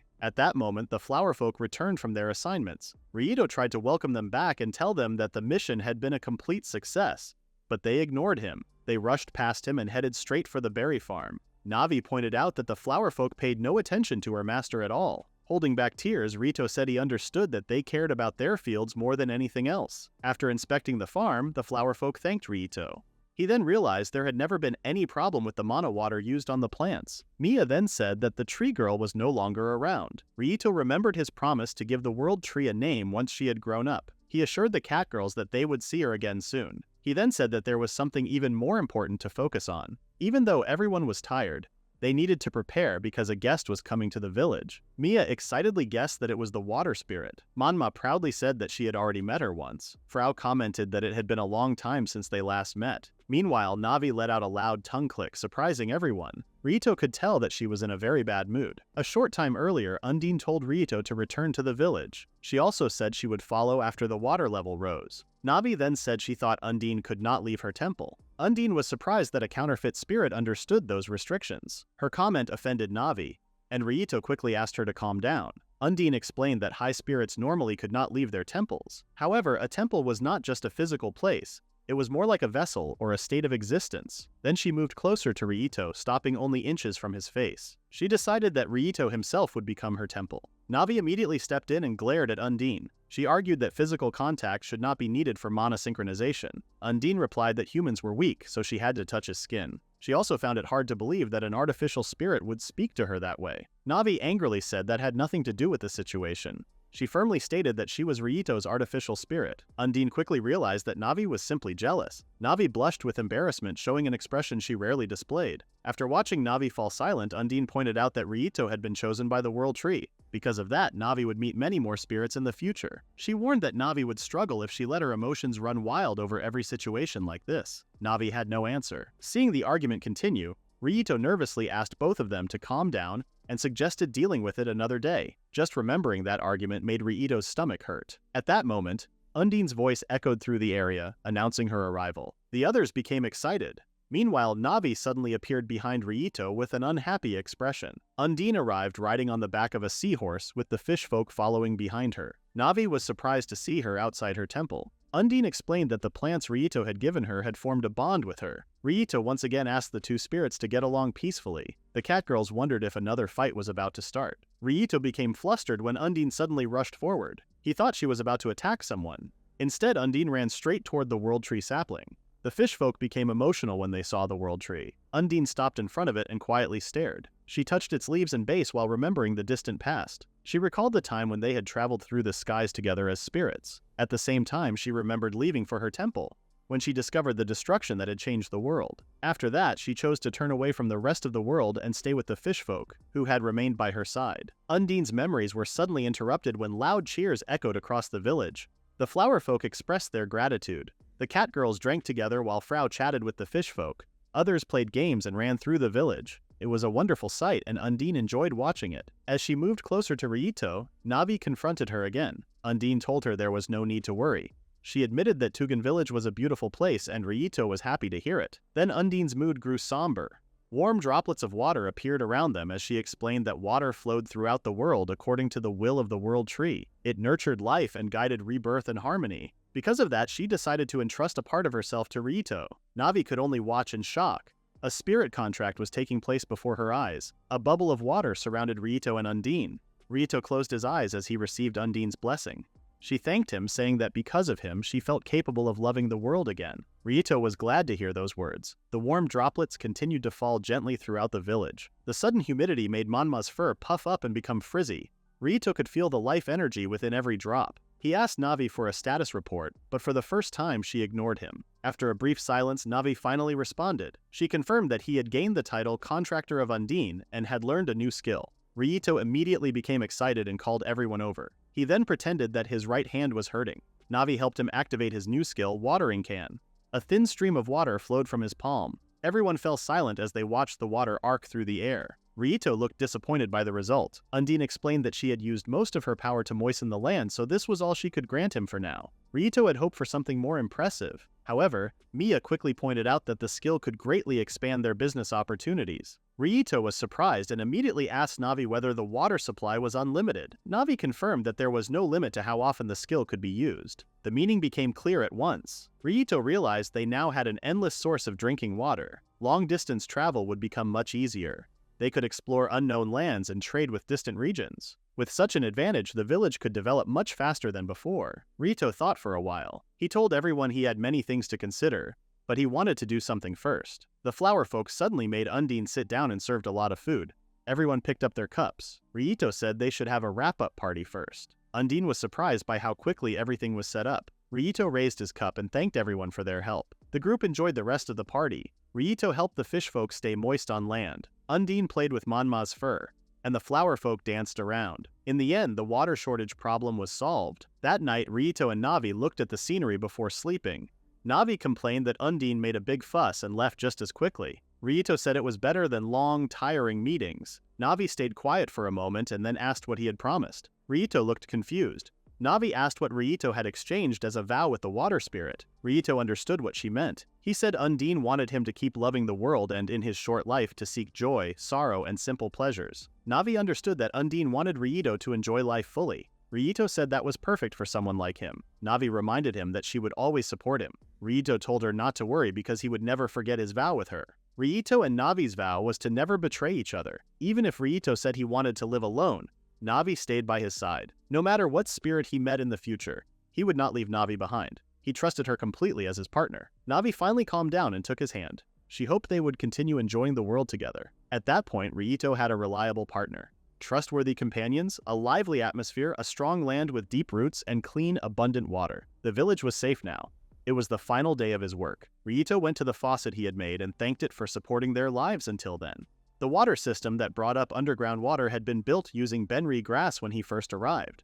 It provided water for daily use and farming, and it had been everyone's lifeline. However, groundwater was not unlimited. Plants lived, and when they died, they returned to the soil and became part of the earth again. Life continued in this way. Ryito turned off the faucet and thanked it once more. He then used his spell, Life Decay, on it. A month later, the cat girls traveled back to Tugan village. When Manma saw how much food the village had produced, she wondered what Ryito would grow next. She remembered that his next crop had been wheat. Mia wanted to sell the wheat in large amounts and was determined to make it happen. Manma excitedly announced that they had finally arrived as she looked out the carriage window. Mia noticed how much the village had changed. Tugan village had grown into a thriving farming community. A river flowed peacefully through the green fields, and the land looked full of life. Ryito and the flower folk were working in the fields. They had just finished planting winter wheat seeds. Navi congratulated her master on the village's successful expansion. Ryito, however, looked concerned. The village had grown several times larger than before.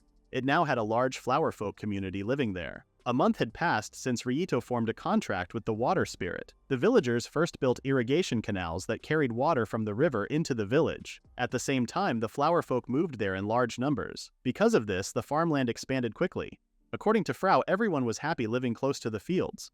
Within a week, they had settled into their new homes. The fish folk also built a fountain on their own. They seemed to have learned the necessary skills while helping maintain the temple. That was how things reached their current state. Even so, Frau still felt embarrassed about calling Ryito without using honorifics. Ryito hoped everyone would continue working hard until the spring harvest. After the wheat, he planned to grow soybeans since the village now had a better water supply. He also wanted to grow rice. Navi remembered that rice had been the main food from Ryito's homeland. Ryito talked about how delicious it had been, and how it went well with almost any meal. Unfortunately, rice had not yet been discovered in this world. Even with magic, creating a completely new plant species was impossible. The more Ryito thought about rice, the more he wanted to eat it. As a Japanese person, he missed enjoying good food. Just then, Mia and Manma arrived with some souvenirs. Ryito immediately noticed the box Mia was carrying. It was filled with special donuts. While holding a donut, Frau asked what it was. Navi explained that it was a type of fried sweet. Ryito became excited to try one. Manma was surprised by how energetic he seemed. Mia told everyone to go ahead and eat. She also shared some donuts with the flower folk. Ryito stared at his donut eagerly. It had been a long time since he had eaten junk food. However, the moment he took a bite, his smile disappeared. The donut was not very sweet. The dough felt dry and crumbly. It also smelled very greasy. Ryito could almost feel his stomach protesting. In his opinion, oily food was much easier for younger people to enjoy. Still, he knew he could not compare the food of this world to the food from his old world. Oil and sugar were expensive luxury items here, so the quality was naturally different. The girls, however, enjoyed the donuts. Even the flower folk seemed happy while eating them. Ryito decided he could not complain. The donuts had their own charm. A moment later, Manma excused herself while holding her stomach. Just as Ryito expected, the oil had been too much for her. Soon after, Mia leaned closer and asked if he had finished planting the wheat. Ryito finally realized why Mia had brought the souvenirs. She wanted to talk business. Mia insisted that his high-quality wheat would sell just as well as the bedding products. Ryuto reminded her that he had already refused because he did not want to affect market prices. Mia confidently told him to leave everything to her. Meanwhile, Frau froze when she noticed a little girl sitting beside Ryuto. At that moment, Monma returned after taking care of her stomach. She had been so focused on listening to Ryuto and Mia's argument that she did not notice the girl sitting next to him and happily eating a donut. Monma suddenly shouted, catching Ryuto's attention. She recognized the girl as the same little girl they had seen earlier. Ryuto looked happy to see her again. The little girl then hugged Ryuto and called him her father. Everyone was shocked, including Ryuto. The girl kept calling him father. The cat girls looked excited while Frau seemed confused. Navi trembled as her expression turned dark. Ryuto quickly asked why she was calling him father. He tried to explain that he had first met her in his dreams, but the others cut him off before he could finish. Mia said it was normal for someone to meet their child in a dream. Monma immediately wrote it down as a news story and agreed with Mia. She claimed it made sense if someone was hiding a secret child. Ryuto then looked at Navi. All he saw was what looked like a game over screen. She looked ready to kill someone. Ryuto loudly insisted it was all a misunderstanding. He explained that the girl had chosen to use the word herself. Monma jokingly said that a scandal like this finally made him a real man. Mia urged him to sell the wheat for the sake of his child. Ryuto quickly pointed out that he was not even married. Navi could not believe that Ryuto had secretly met another woman while she was in sleep mode. Ryuto firmly denied it and insisted he had never been in a relationship with any woman. He tried to explain that the little girl was actually the world tree, but Frau suddenly shushed him. She pointed out that the little girl had fallen asleep. Only then did Ryuto realize that the world tree had quietly fallen asleep in his arms. That night, Ryuto woke up on the sofa. He felt exhausted after the cats kept bothering him and after receiving Navi's killing intent up close. For some reason, Frau had been kinder than usual. He guessed that the world tree had run out of magic power, which was why she had fallen asleep so quickly. The world tree soon woke up and greeted Ryuto with a good morning. Even though it was already dark outside, Ryuto greeted her back and once again asked her to stop calling him father. He also asked if she was really the world tree. The girl stayed silent and only looked at him.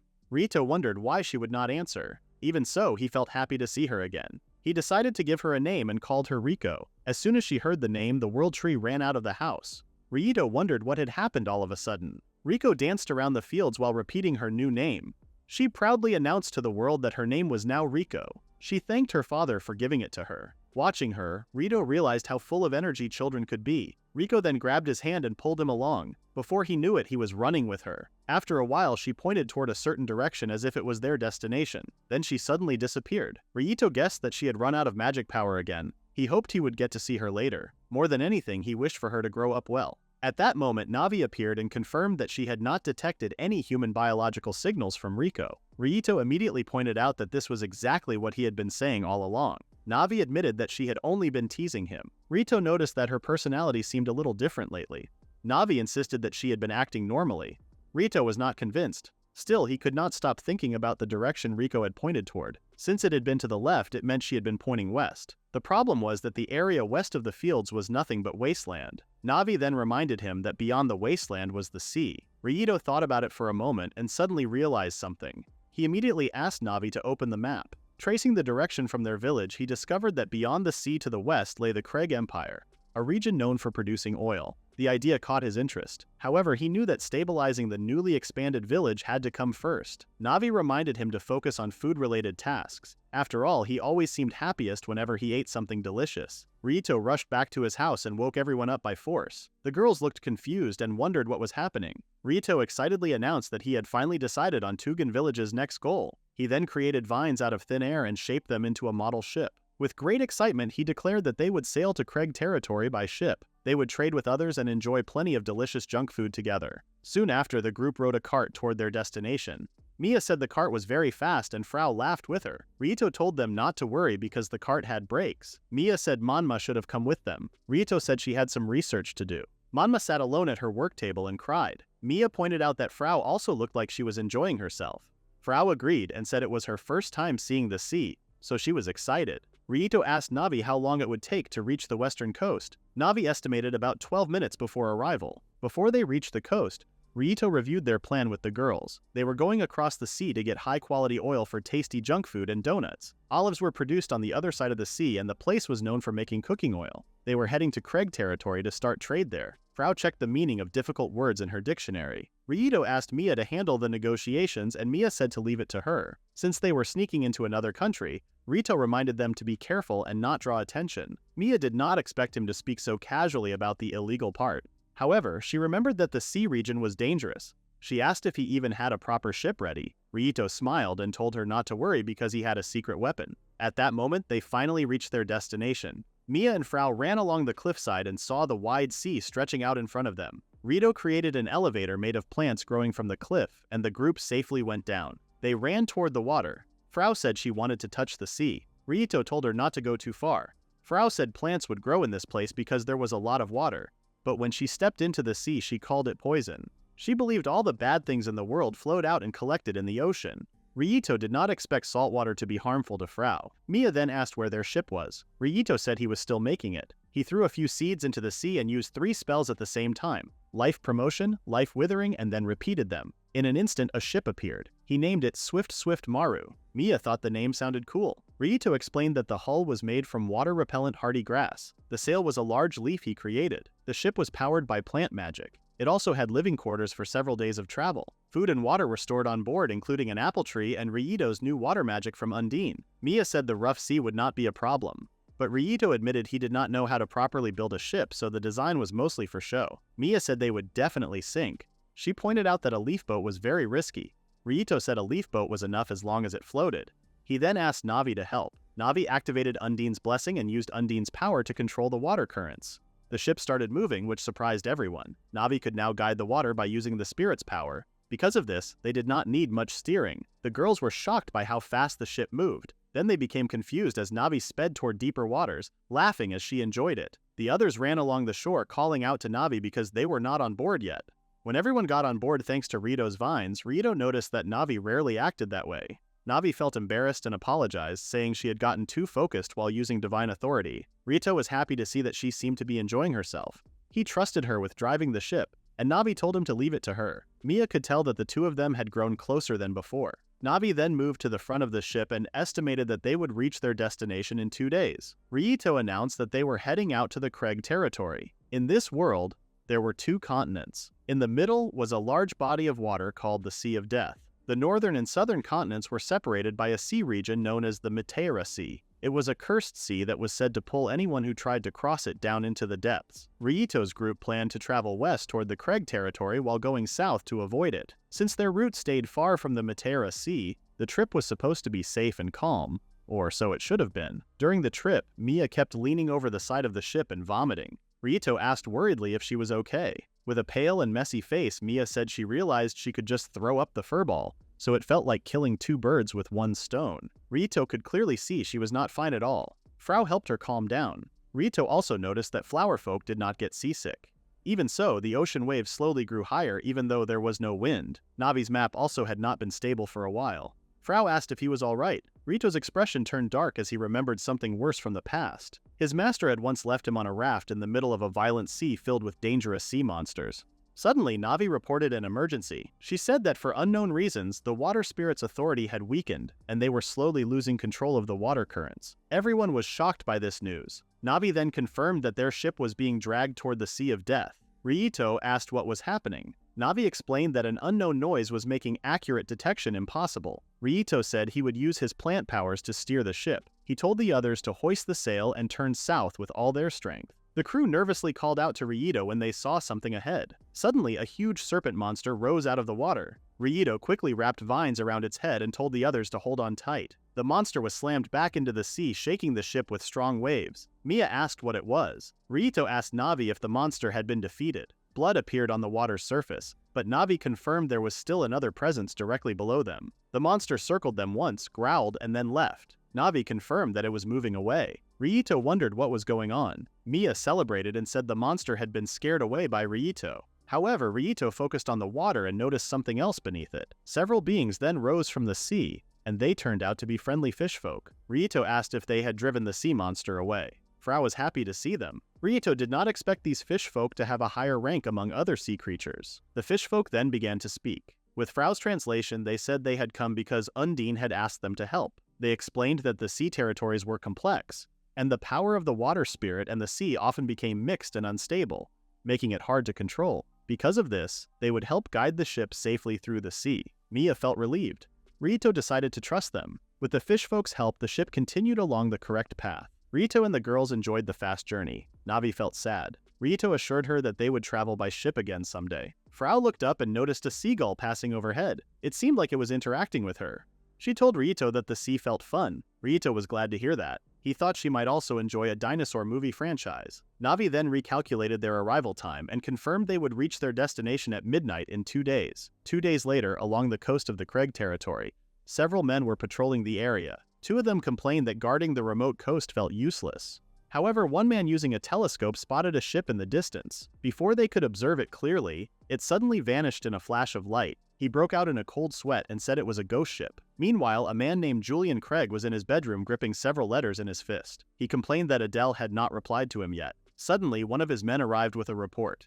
He asked what was wrong in the middle of the night. They reported that a messenger from the Northern Watch of Funiculi village had seen a ghost ship. Julian was doubtful, but he still ordered the soldiers to investigate. The ghost ship turned out to be Rito's ship, which he had just unsummoned. They safely made it to land. Mia still felt a bit sick, so Frau helped her walk. Rito felt relieved that they had arrived safely. Navi praised him for doing a good job. Because of Navi's control of the water currents, they were able to reach land without trouble. No one would have expected them to land in such a remote place. Rito then asked Navi to scan for nearby villages.